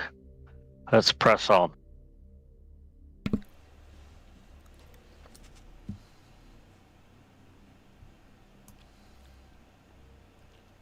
Okay, the door's shut behind you. Bellafor doesn't interfere.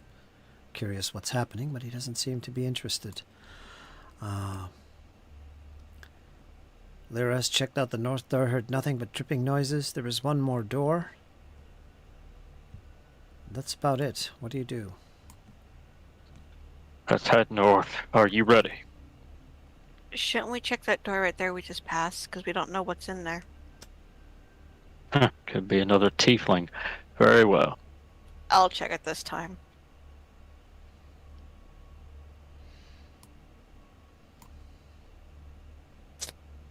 Whoops. Wrong one. Put you right in the room. Lyra's gonna step next to the door and she's gonna slowly open it, kind of cautiously checking to see what's inside of it. You open this door. It's very similar to the previous room with the tiefling, but this one is empty. They look like holding cells, if anything. You also see in the east wall another double door. So maybe this is actually a short hallway. There's no manacles in this room. But otherwise it's like the previous. Alright, then instead of going further, she'll go back up north and she'll open that one. Do you shut this door or no? She shuts it. Okay, darn it, I took you off the map. Okay.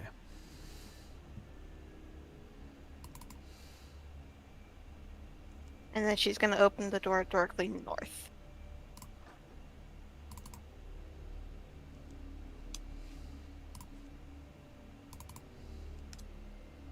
Dust, cobwebs cover this room. It looks like a long forgotten cell.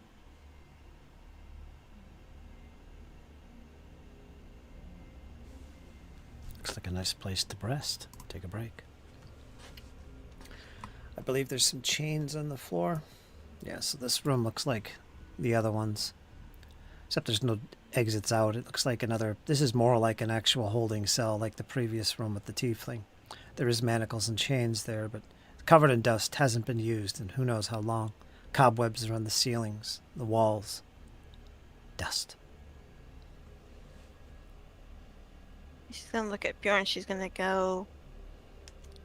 With the current state we are in right now, I suggest we find safety in this room right here and try and recuperate ourselves. Indeed, I could use a rest.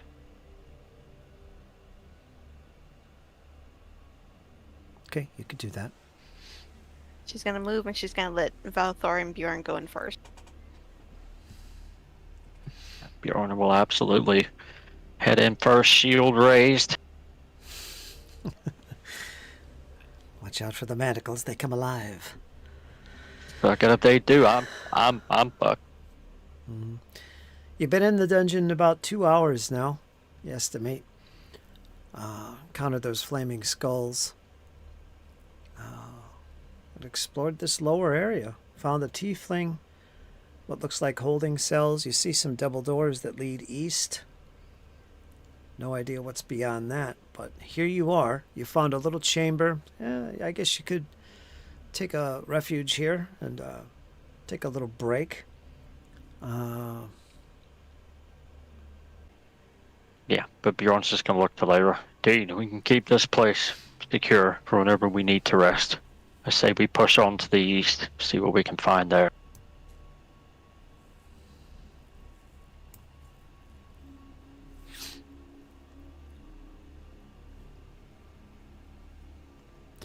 She's gonna look between Valthor and Bjorn and go, are you sure you don't want to try healing yourself while we have some time?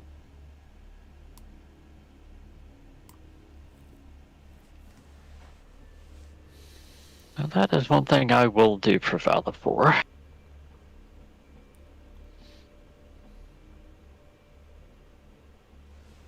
get back 2d10 plus 10.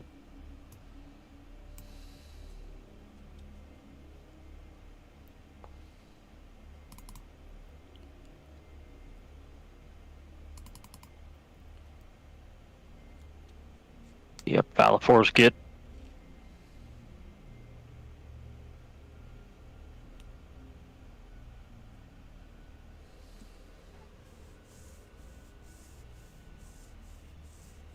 Oh, don't worry, Valifor took more punishment than I did on that initial assault.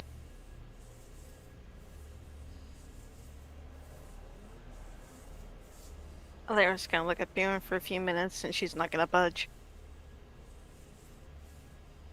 Why are you staring at me, go? I think heal yourself a little bit before we go.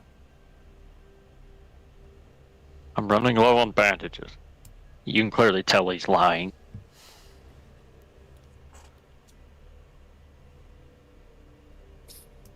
Lyra reaches into her bag and she pulls out a vial that he can clearly tell is a healing elixir, and she goes, you can either use the bandages you have and I will save this for later, or save the bandages for later and you will use this now. Up to you. You're mighty bossy for someone who is a little flashy.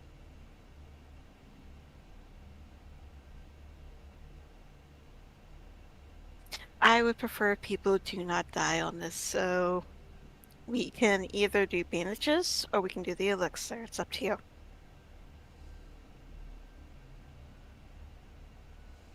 I doubt the elixir would heal that much. He rips another bandage off.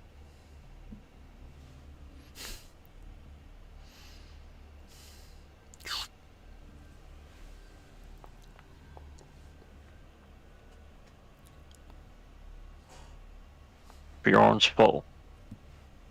Lyra will put the elixir back and she'll step in through the door once she opens it.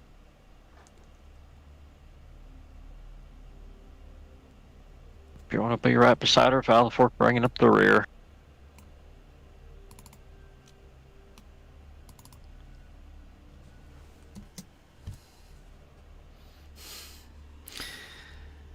Okay, so who's leading the way here?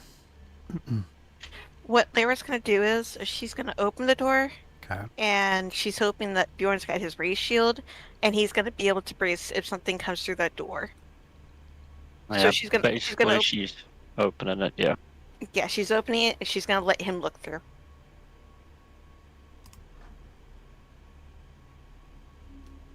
Yeah, I'll step in front of her to about there.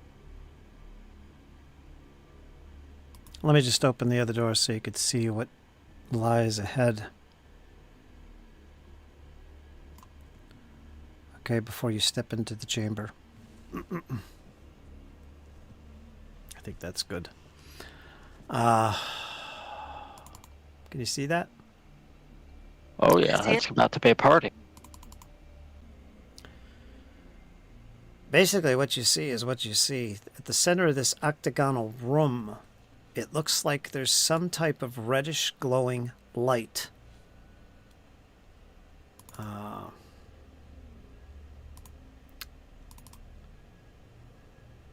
Here's something to read. This chamber forms a large octagonal pyramid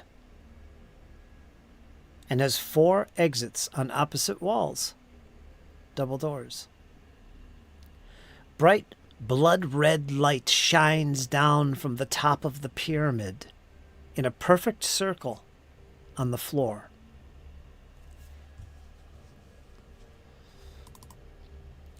It looks very unholy, very unsettling. Do you enter the chamber? Lyra does. Oh, well.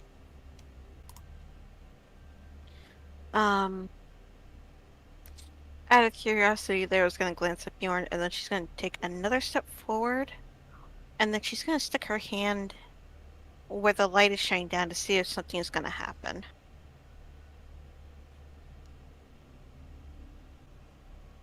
Stepping forward into the glow. It feels very unsettling. The power, the evil that emanates from the ceiling. This light, this unholy light, pulses through your body. You begin to feel your blood begin to rise in temperature. It feels very uncomfortable. You start to break out in a sweat. And as you draw closer, with one step in, your second foot rises to get closer into the light, but suddenly you feel your legs stiffen. Your arm, reaching out perpetually, freezes in place. You are locked. You are paralyzed in this light. Bjorn, you stop for a second as you see the ASMR almost freeze in mid-motion. Suddenly, this red light begins to pulse loudly.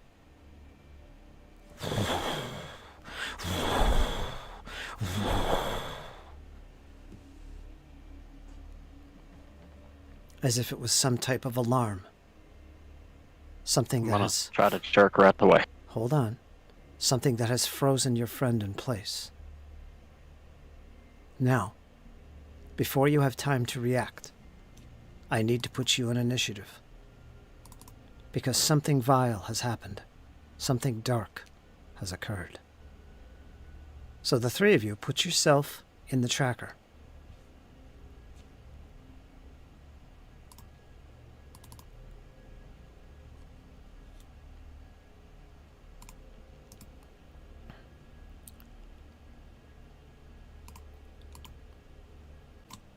You are stunned 1. And you are also paralyzed. That should show up on your token. You are paralyzed and stunned 1.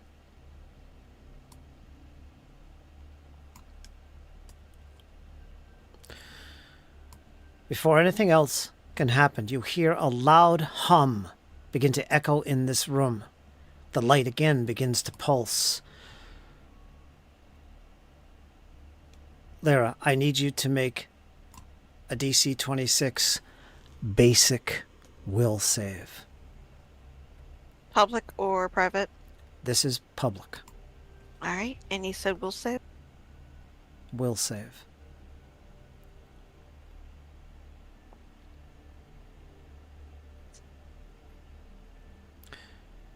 $18. You have failed. Your mind begins to throb with what can only be described as pure evil. Take 2 points of mental damage. The only thing you could do is use your reaction to mentally fight off the stasis that has confronted you. That's what she's gonna do. When it's your turn, you will do this. Alright. You'll basically make another save. Alright, so with that in place, we're going to go to Valifor.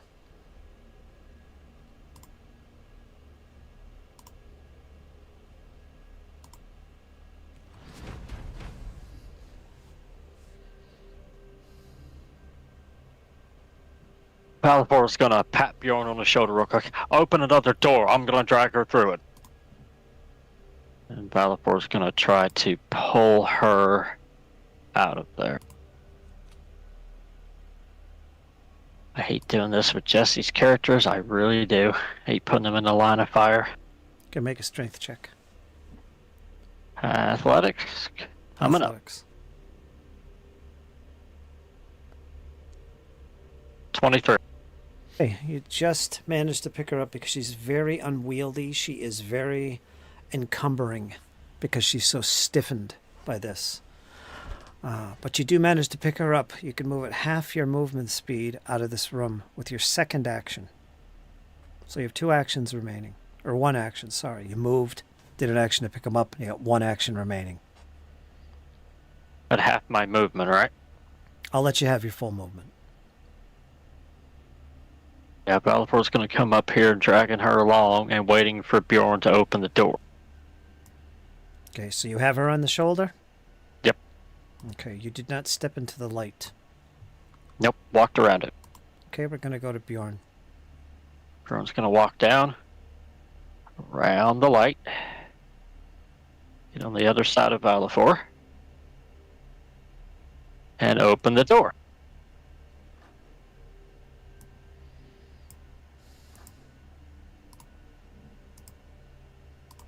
Oh, son of a bitch. Oh, God. Then he's going to shut the door. That's another action. Did you have time to do that? I have 1 action to move, 1 action to open, 1 action to close. Okay, you got it. All right, we're going to go to Lara. I need you to make a savings throw. All right.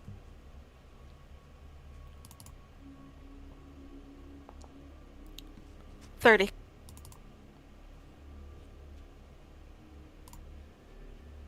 It's a pretty good roll. It's a basic save.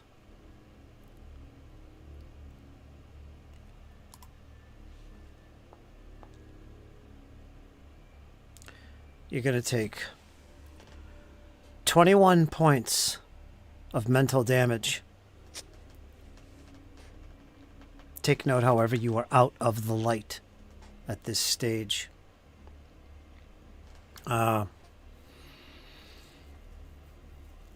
There's nothing else you can do. However, at the end of your turn, you are no longer paralyzed, nor are you stunned. You become limp as you're being hung over the body of Valifor. Smart move. So get rid of those. Get rid of paralysis. Get rid of stunned. They went away. Yep, and get down there with Valifor. And as you open this door, you hear a roar beyond the door as you shut it quickly. You disturbed something. The funny thing is, it looks like they were heading towards the door when you opened it. All of them that you saw. Oh, I can't breathe. Including a floating skull. Oh, no. With flames. Yeah. So, the elf's turn is done. We're going to go to round 2. Let's all take a short break for 5 or so minutes, and we'll get back to this and see what happens. Okay? So go ahead, I Kyle. know what's going to happen. Yeah, we'll see. You guys take a break. Oh, no. We're going to go to intermission here. And we will be right back. Let's see what happens next.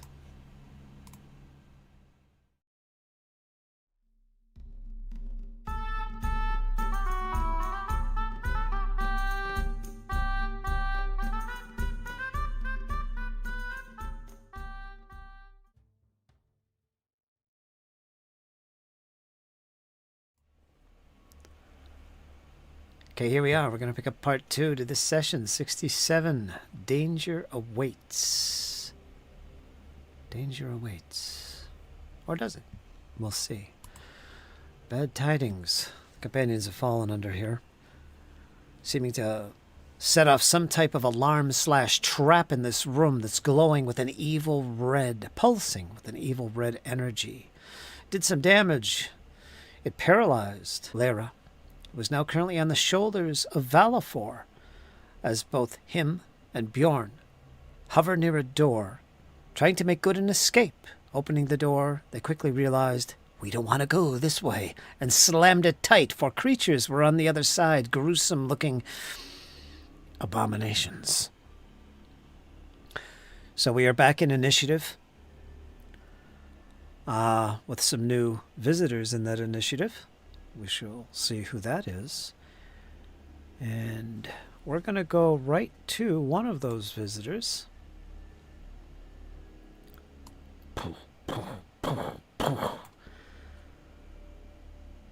The door is pushed open in front of Bjorn to reveal this creature. This is what you see, this big, hulking, rock-like, lizard-like creature who opens the door.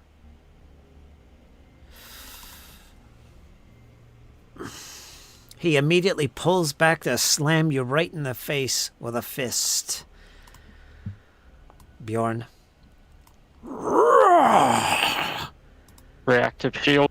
Reactive shield. An enemy hits you with the melee strike. Well, let's see if he hits. Hold on.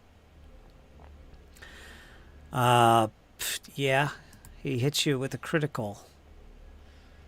Even Okay. with raised shield. Well, let's look at raised shield. You're going to do that. Raised shield, boom. Your armor class is now 26. Right? Right. That is a critical hit. Yes, it is. All right, so we're going to roll some damage. It slams into you. Oh, I thought it would have been bludgeoning. Oh, I'm hitting the wrong thing here. Hold on. Let me get rid of that. Hit the wrong damage. Let me double check and make sure I did the right attack. Yes, there's the attack. That hits.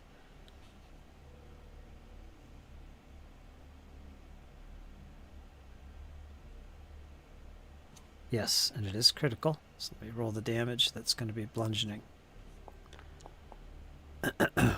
It's going to be 18 points of bludgeoning damage as this rock-like fist slams into your chest and your chin.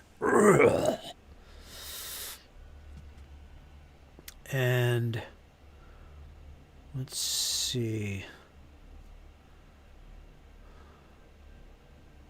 He starts screaming out loud in some language you've never heard before. Sounds very demonic in tone. I don't think any of you have demonic as a language. I just realized her languages are rather short. She only has one language. We'll double check that later. You definitely should have more. It's basically your intelligence modifier.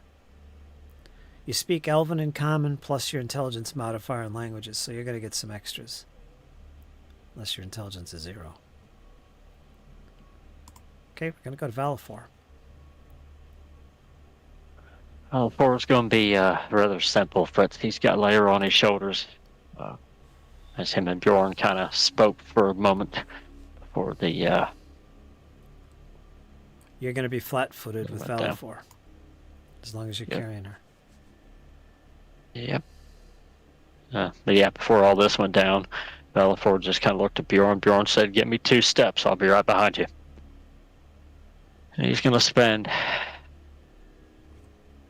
all 3 of his actions to move him and Lyra out of the room. Okay. Am I moving at half movement or full movement? Full movement. Okay. And I'll only do 2 actions then. Bring her clear out into the hallway.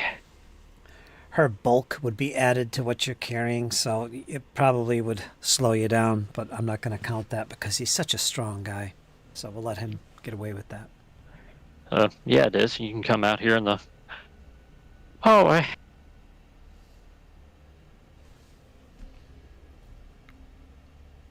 You done? He's done. Okay. Bjorn, you're up. I'm going to give it a strike.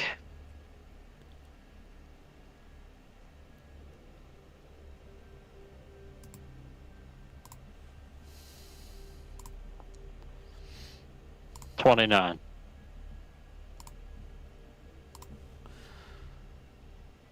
That is a hit.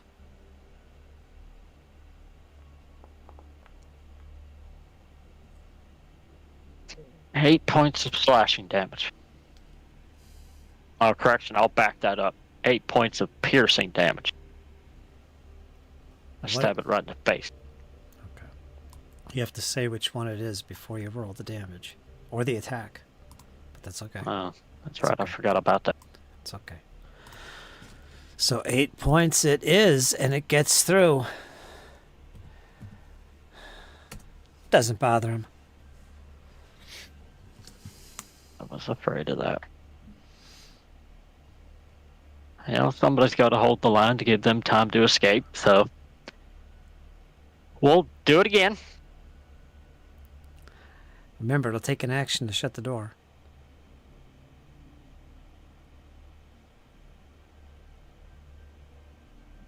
Yeah, but as big and strong as he is, if I stand here and bar it,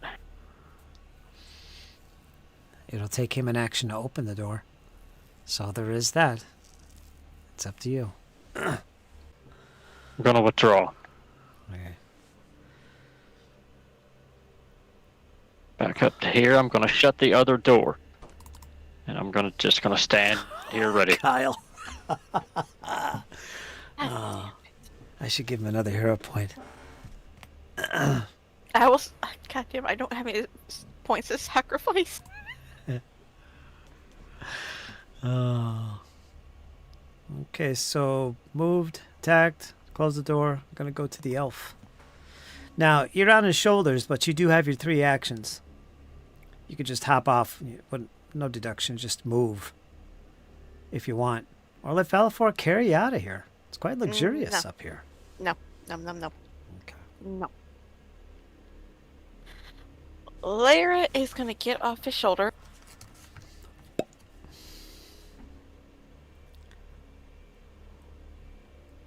She's going to. Oh, brother. Right over there. You are. Once she gets there, she's gonna try and reach out, grab a hold of Bjorn, and try and yank him in at the same time. She's gonna try and close the door. All right, so stride to the door. The door is open. You could reach him from here. That's what she's gonna try and do. She's gonna try and drag him out and close the door at the same time behind him. So you want to try and grab. If he's going to resist you, you're going to have to make a grab attack here. I am resisting. So make an athletics check to grab. All right. This is against his fortitude DC, Yep. All right. Athletic. which is what? 22. You just got to beat a 22, and you got a hold of him. 30. All right, you got a good hold of him. He can't resist. Now, technically, you're grappled. So, let me see here. I think if you move with someone you're grappled with, he's automatically no longer grappled. So what I'm going to do is I'm going to let you stride, pulling him up to half your movement. That's it. Do you want to do that? Yeah, because like I said, as she's reaching for him, she's gonna try and yank him back into the room at the same time. She's gonna try and close that door behind him. All right, I'll tell you what you want to do Can't is close the door if grappled up. move, Okay. move, grapple, and I'll let you pull him 5 feet and still shut the door. The shutting the door will be your last action. That should I'll be take 3 it. actions. So you moved, grappled, shut the door. But you can't move. Mhm. So let me put you back. If you want to Right. pull him through the door, that's as far as you'll get. And then you could slam the door shut with your foot or whatever. But you succeeded. You did do that. You pulled him out of the room. Okay. How do you like that, Kyle? She grappled you. Grappled. Yeah, but I can still open the door and go back. Yeah, you could.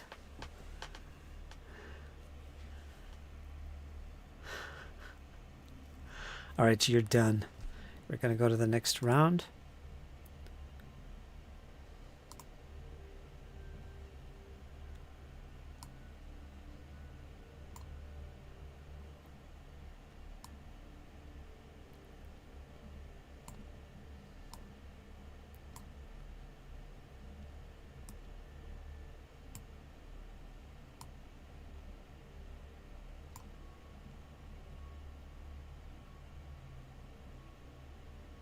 Okay.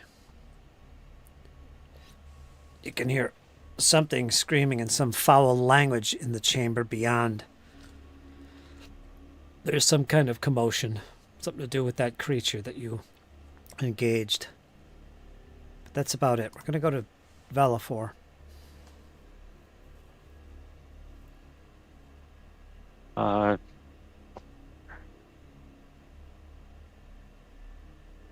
Valifor's going to move up to the other side of the door, and he's actually going to hold. He's going to delay an action for whenever Hilara or Hilara, Lyra comes walking through the door, or Bjorn. He's basically going to kind of shut the door behind him. Is he going to shut it when both come through? Just depends on who's the last one through. Okay. Yeah, you could do that. You sacrifice 2 of your current actions to have 1 reaction. Yep. With the trigger being they both pass through. Okay, Bjorn, you're up. I'm going to kick the door back open.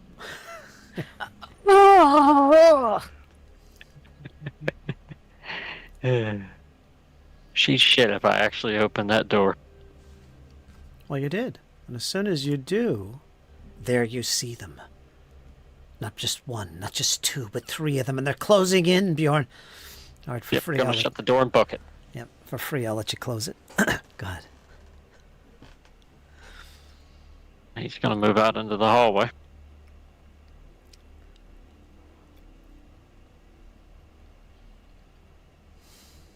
Just 1 stride? Yeah, I've got the light, so everybody has to see. There's a torch.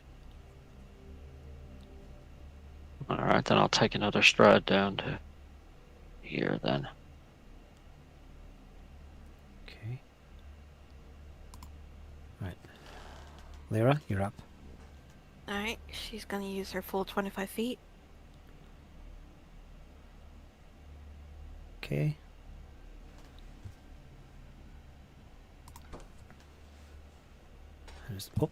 Let me put you out there because I closed the door.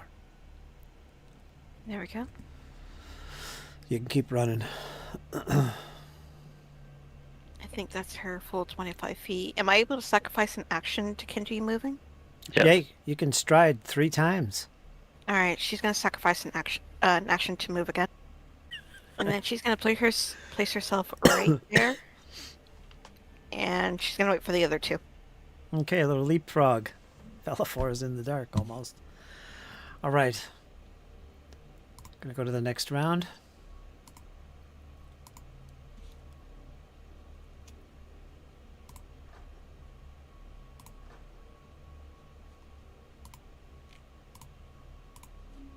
Okay, we're gonna go to Valifor.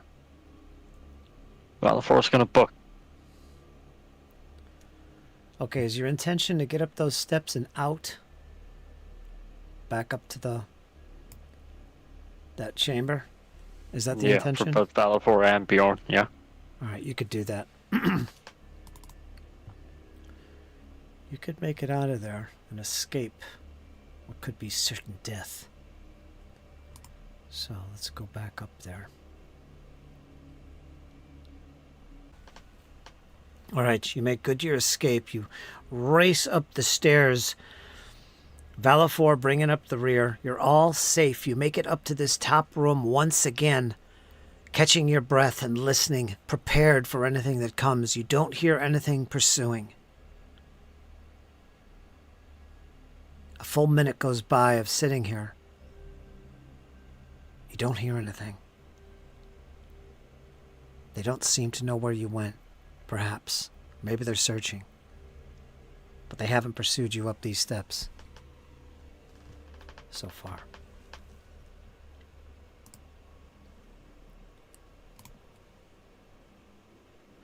So if you want to rearrange yourself, now's the time to do it. Bjorn's just standing over at the top of the stairs, shield raised, just looking down into the staircase, waiting to see if anything's going to pop out at him. These steps all are one thing. They connect. You could see where the north steps and the steps in the south where you are. They kind of connect at the bottom there. And then they go down another set of steps deeper. But hovering above these steps and listening carefully, no perception needed. You don't hear anything. There's no screams, no footfalls coming in this direction. As you sit here, you occasionally hear what sounds like a door slamming, but then silence. So there's effectively nothing in hot pursuit. Whatever you encountered down there, these flesh-warped, demonic creatures, whatever they might be, you have no clue. You've never seen them before. That's pretty dangerous. You did see that flying skull. Or one of them.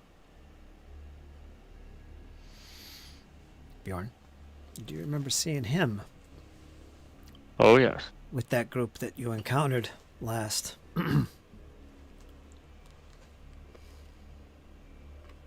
So what would you like to do at this stage?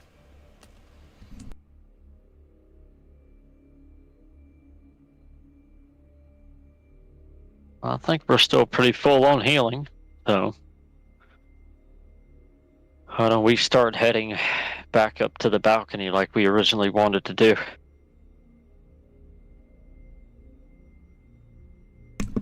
Okay. Is that what you want to do, Lyra? I think that's what Diz said she wanted to do earlier. So the plan here is you want to get to that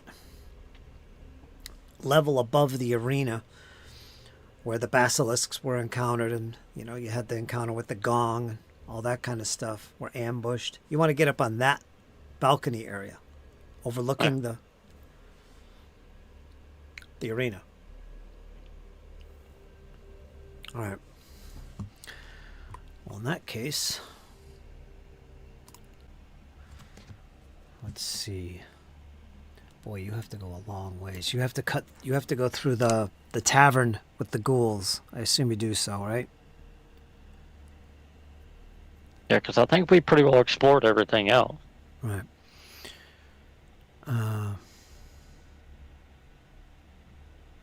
We'll say you pass through the tavern unhindered. These faces have seen you before. They recognize you. Friends of the companions. The new band here at the tavern. They do let you pass without incident, although eyes look cautiously at you. You don't see the drow, or the drider, I should say, at the moment. You see a couple new, additional, I should say, ghouls in the place. They evidently congregate here from somewhere, but you haven't seen them on this area. Explored in this west area here. By the way, there's other doors, leading out of here. So you make your way out of there, I guess. And blah, blah, blah, blah. And yeah, you can make your way in short order from there back up to the chamber where the poltergeists were. Heading north, then heading east. You could hop down on those steps and that walkway there, head towards where the basilisks were, and there you are, overlooking the arena. I don't know if the map loaded at the proper spot, but look to the south, you'll see the arena, and you will see the party token. Mm-hmm. Let me make one more die roll. Okay. By the way, if you want to... Well, I won't say anymore. But here you are.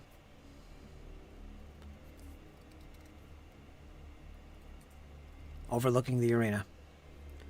And as you approach and get here, you can see once again the almost magical torches that shine off the balcony areas here, 6 of them. You can look down over the side, the railing here. You can see towards the center, you see that giant mammoth heap of a creature. I believe 30 or so feet below, you could see it. And it's not moving. And it does look like a heap of garbage. But you also see bodies and things within it as well. What would you like to do?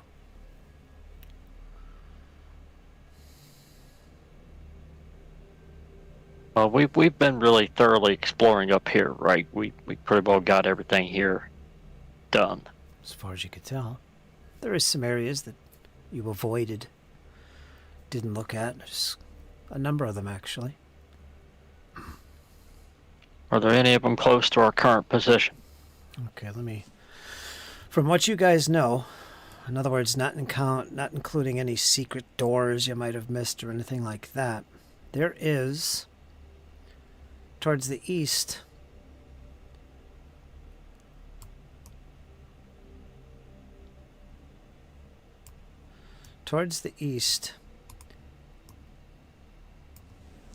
you know the room that had the large skeletal giant creature? Yes. To the north of that, there was a room that had a magical fireplace that glowed. That chamber has 2 doors that have been barricaded or locked in the west portion of its wall. Those 2 doors you never explored, never toyed around with. You know that. It's on your little map that you keep scrawling upon. That was never explored. Of course, this was information revealed to you by Sheppy. Here, take our map. We make little scribbles. We didn't check this area here, but there, you can see. So yeah, that information would be available to you. And that area... I'm game for heading back there. You could do that if you wish. I'm game. So this is that room with the chimney, or the fireplace. And you'll notice that in the west wall there's some barred or locked doors that you never explored.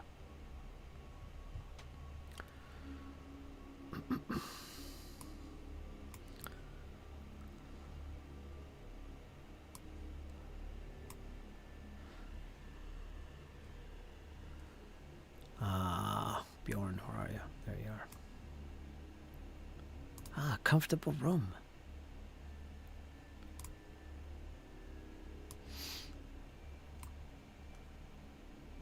So, again, that door to the northern west corner, a large divan, a couch, has been pushed up against the door to the northwest. You remember that? Several pitons pounded into the gap between the stone door and its frame ensure it remains shut. So that's the northwest door. About how long would it take me to pry the pitons out?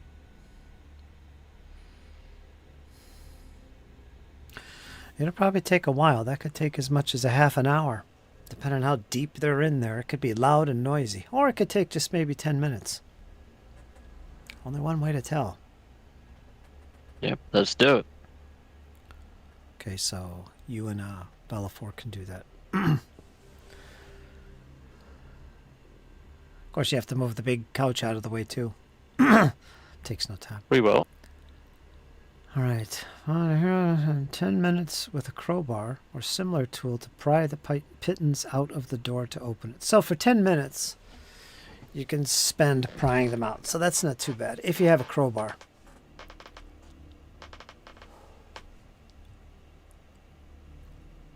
If you I believe Bjorn does.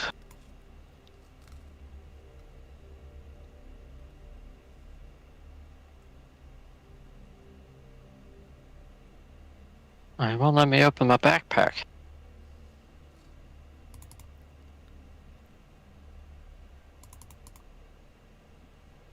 No, Valafor doesn't.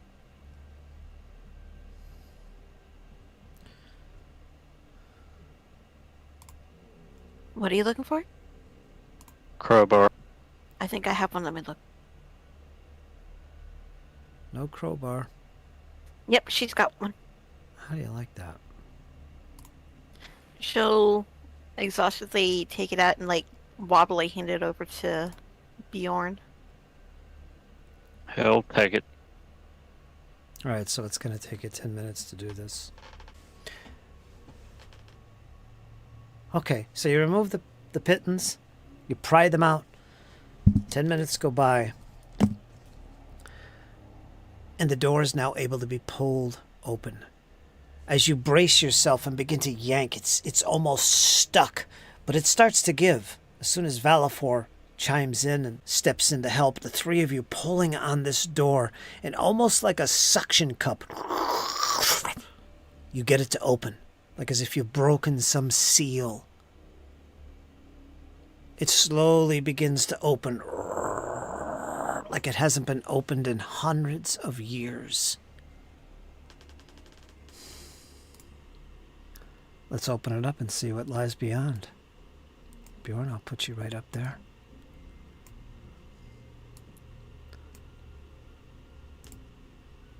You want to put the light spell on my... Yeah, let's do that.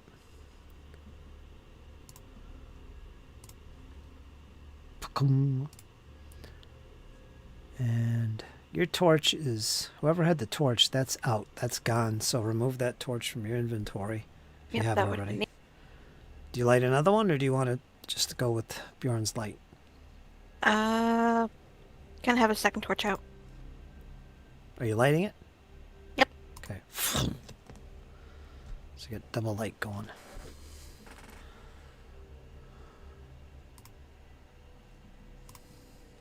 There you go. Okay, let's see what's going on here.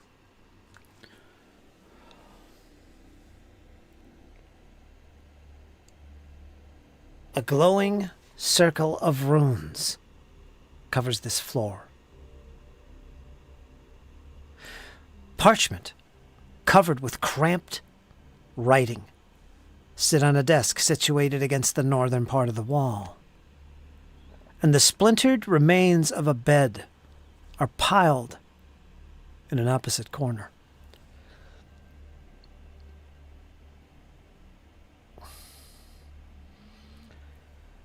You see, near the desk, turning abruptly to face you,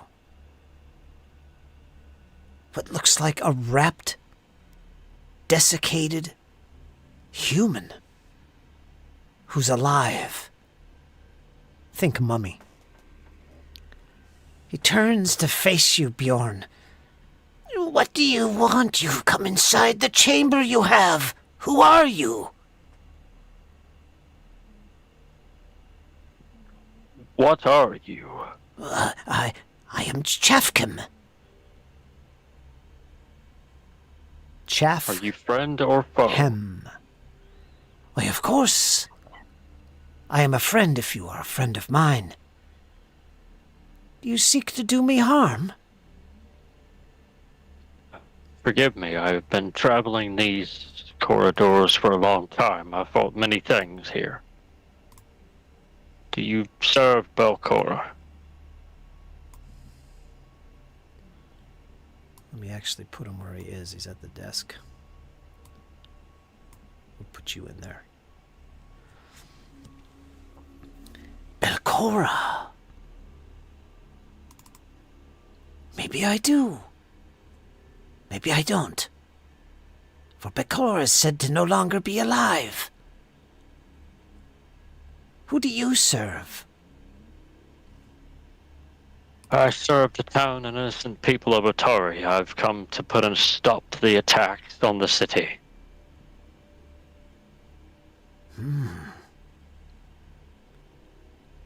Otari, you say? It's a village about 20 minutes away from here. Yes, of course it is. Well, I thank you for releasing me from this tomb. At least partially. I need your help. Will you help me further to get my freedom? I've been locked in here by that evil Jafaki all these generations. Would you help me? I will help you if you help me. How about that? Yes? Wait. Sorry, did he say Jafaki? Yes, Jafaki. You know Jafaki? Now, Sheppy did mention in the notes that there was someone named Jafaki, perhaps a demon. You're not sure who it is. Perhaps a rival of the other demon that you have heard of. I hope you're keeping notes. Can Lyra do a recall knowledge? On what? What do you recall knowledge on? To see if she, remembers that name. Sure, that would be a society. Blind? Blind, of course. Alright. Bravery!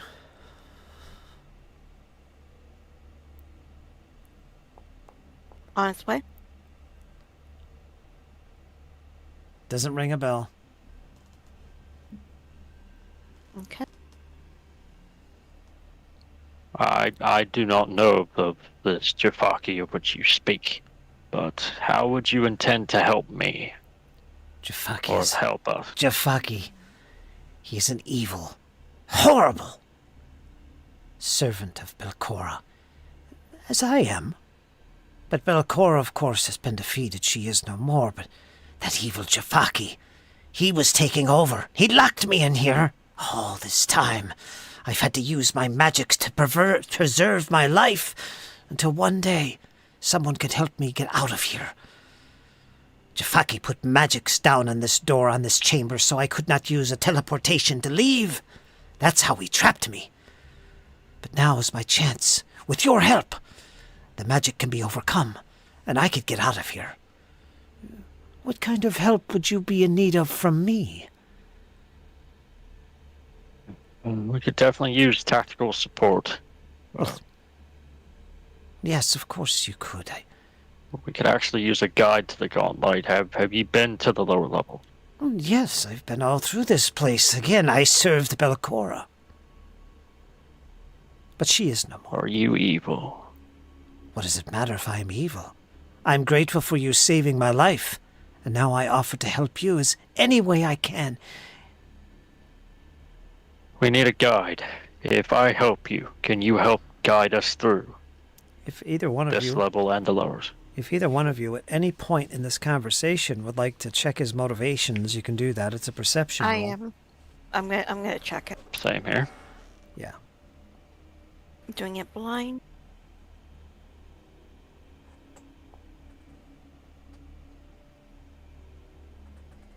On its way? I should be a +1 for it because I no longer have the frightened condition. Every time I get the frightened condition, it goes away from bravery. You got a 13 with a natural roll of 1. And I don't have any hero points. But, Lyra. And what was this check for? To see if he's being up and honest? Check his motivation. Yes. Let me check the DC on this. Okay. As far as you can tell, both of you for the most part, he is a really hard read for you, Bjorn. I mean, he is a desiccated human of sorts. A mummy. But for you, quite keen. You try your best to pick up on the movements of his face and his mannerisms and his body language as he speaks, but it's hard to tell. But if you were to guess, you'd say he's being up and honest with you. He seems to be pretty straightforward, like he means no harm to you. He's being upfront about that, and he's very grateful for your help indeed. Doesn't seem to be a threat. That's what you pick up on. She'll kind of pull Bjorn back a little bit, and she'll whisper that to him so the mummy doesn't hear. Thank you. So it's settled then.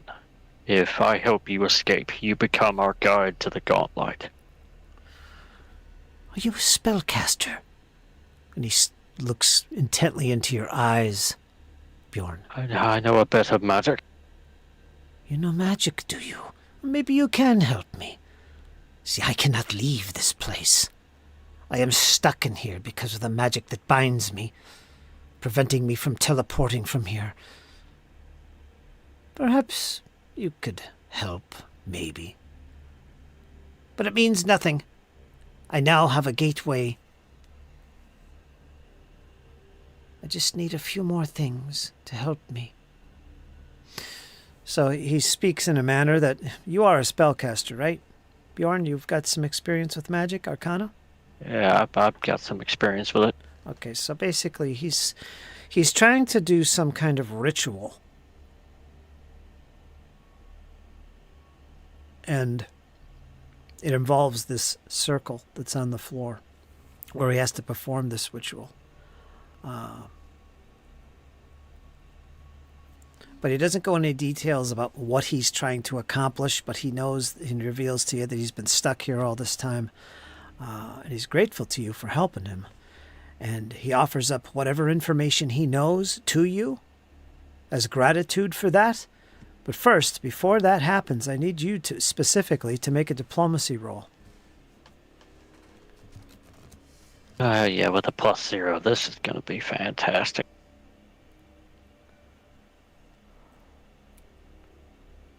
I bombed it. I already know I did. I would use Bless, but I can't use that spell.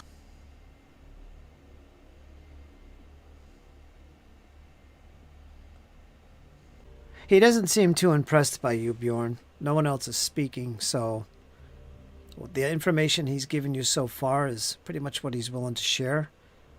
But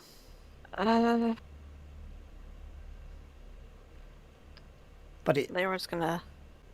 I was just gonna say Lyra's gonna step up, even though she's very, very hesitant. And...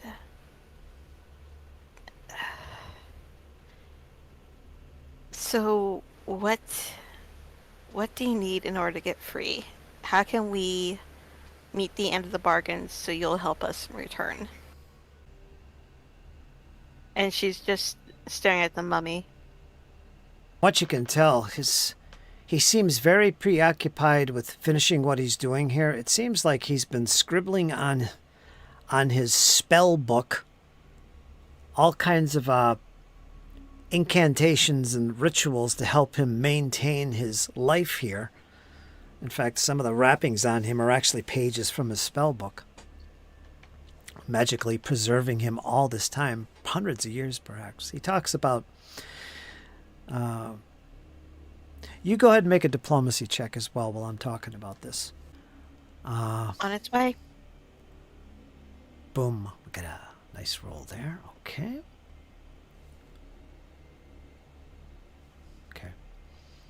If anything, he seems very indifferent to your requests and your needs and questions, but you do pick up on a few things as he communicates with you. You do catch that he seems to be mumbling about leaving this place for his homeland, far to the north on the mainland. He's been trapped here by Jafaki for whatever reason. You get the impression that Chafcom was a loyal servant of Belcora, but ever since her fall, he hid in this chamber and has been actually locked in here while hiding, locked in here by Jafaki all this time. And he hasn't been able to get out because there's some type of magics on this chamber that prevent him from using that spell to teleport out of here, which was his initial plan. And he seems very frustrated. And right now he's like gathering up things. It's going to take him time, he says, but he wants to get out of here and head back to his homeland and be rid of this place once and for all, cursing Jafaki under his breath. It's almost as if the door itself was some kind of prevention to him getting away. And now that it's open, he's grateful for it and he can leave now. He did mention in the beginning there's something about a ritual, but he seems to forego that at this point, the big circle on here. But that's what you're getting from this. But he just doesn't seem too interested in you at this stage. He seems very preoccupied, gathering himself at this stage, kind of ignoring you. Like, yes, thank you, but now I must get busy. I must leave this place. Thank you, but I must get underway. And he starts gathering his stuff together, his notes and his book. Bjorn's going to whisper to Lyra, "Should we seal the door?"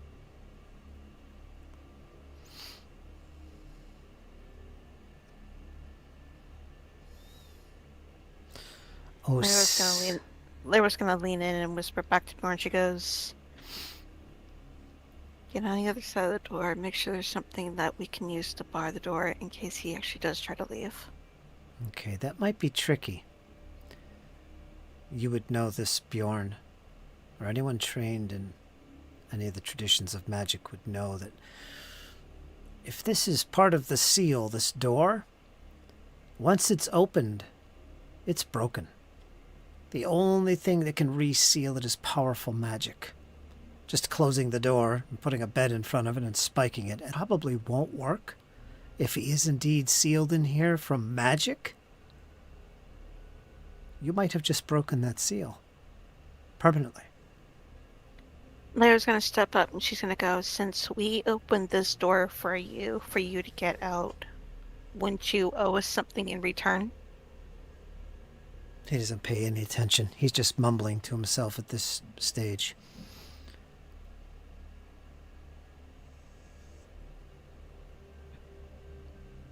Seems our hands are tied. We open the door and let Pandora's box be opened. Gonna try something. Lyra's gonna start turning and head towards the door, and she's gonna make mention, maybe it's for the best we open the door, because it's clearly apparent that he wants to be a coward and run since he doesn't want to help us. Too bad you don't have fireball. He's a mummy. He'd go up like paper. She's trying to get underneath his skin, try and get him to stop to look at them. Yeah, most cowards normally do run from a fight. That's their best quality, and also their weak spinelessness. I can actually kind of see that one's spine. Might as well leave him to his fate since he's clearly apparently not much for use. Oh, you're getting nasty with him, are you? Try diplomacy, or you can try some... let's see. Do you want to try intimidation? A little intimidation. Are they the same thing here? Charisma, yes. I'll try intimidation. Same here. Rolls on the way. Coerce, request. Let's just see what you get. Rolls on its way. She's gonna sound disgusted, like looking at him is just revolting her. And she's saying that as she's turning around, kind of like making a motion for Bjorn to step out, kind of like getting on his nerves to get him to see that he's what they just did for him, and him not wanting to help them in turn would be, depending on his culture, would actually be an insult if he didn't help them. Because if I remember certain lore, there's actually certain races that if you are in favor with some but you do not return that favor, that's kind of an insult. I can't remember which race it is, though.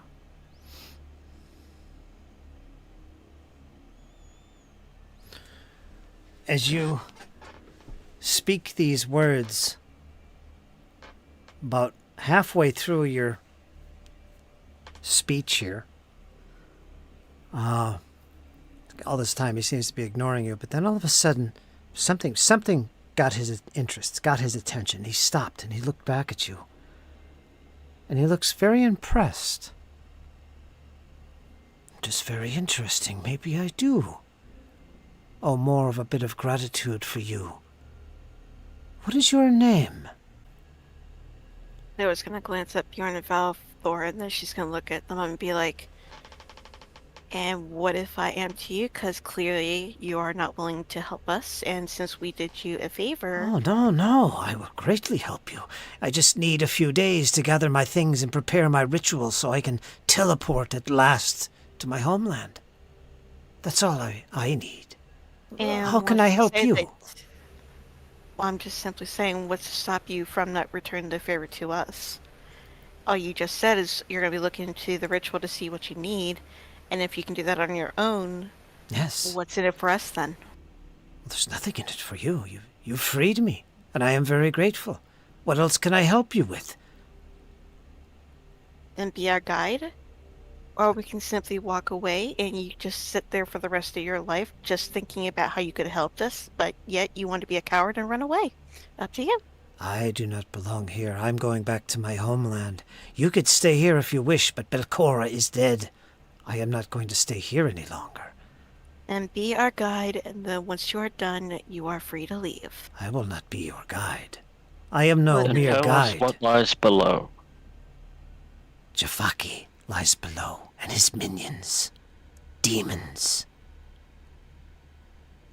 They will not do me any good. I recommend that you finish them, kill them all. They are vile beasts that don't belong of this world. But I am through with this place. What if you drew a map for us? I have no time for maps. I have to prepare my ritual. And what's to say that we can't help you prepare for your ritual? I am growing tired of this. That's what I will say. You have helped me, and I am grateful for your help. I can give you information of what lies below. I just have.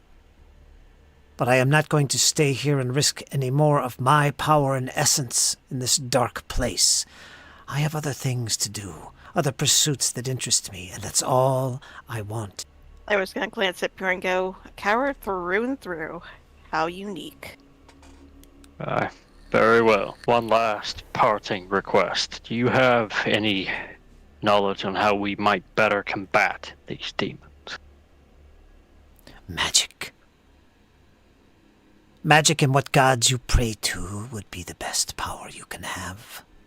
Swords will do very little against what lies below. Unless you want to die. Magic.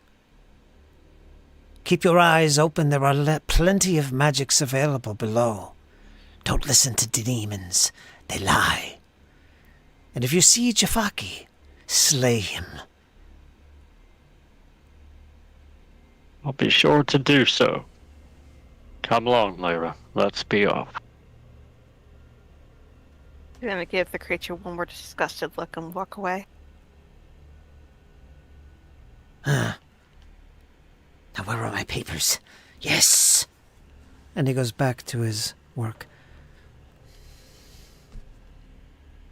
So, from that, you kind of gather that he's pretty intent on this ritual and getting out of here. He doesn't look like he's just going to walk out the door and head out the exit of the place. He's going to cast this ritual that he's working on to finally get out. So, you've seemed to have broken the seal. And he seems to be upfront with you, at least, Lyra. You kind of get that impression. He was starting to get a little annoyed with you. You got that, but... She was getting a little annoyed with him. You were. Could have been a brutal battle. A battle of wills. As you pull away from the doorway and back into the chamber, you hear him rattling away, talking to himself. And then suddenly you see him begin to push the door shut. I cannot be disturbed. And it begins to shut. Lyra's immediately going to look at Bjorn, and then she's going to motion towards the door.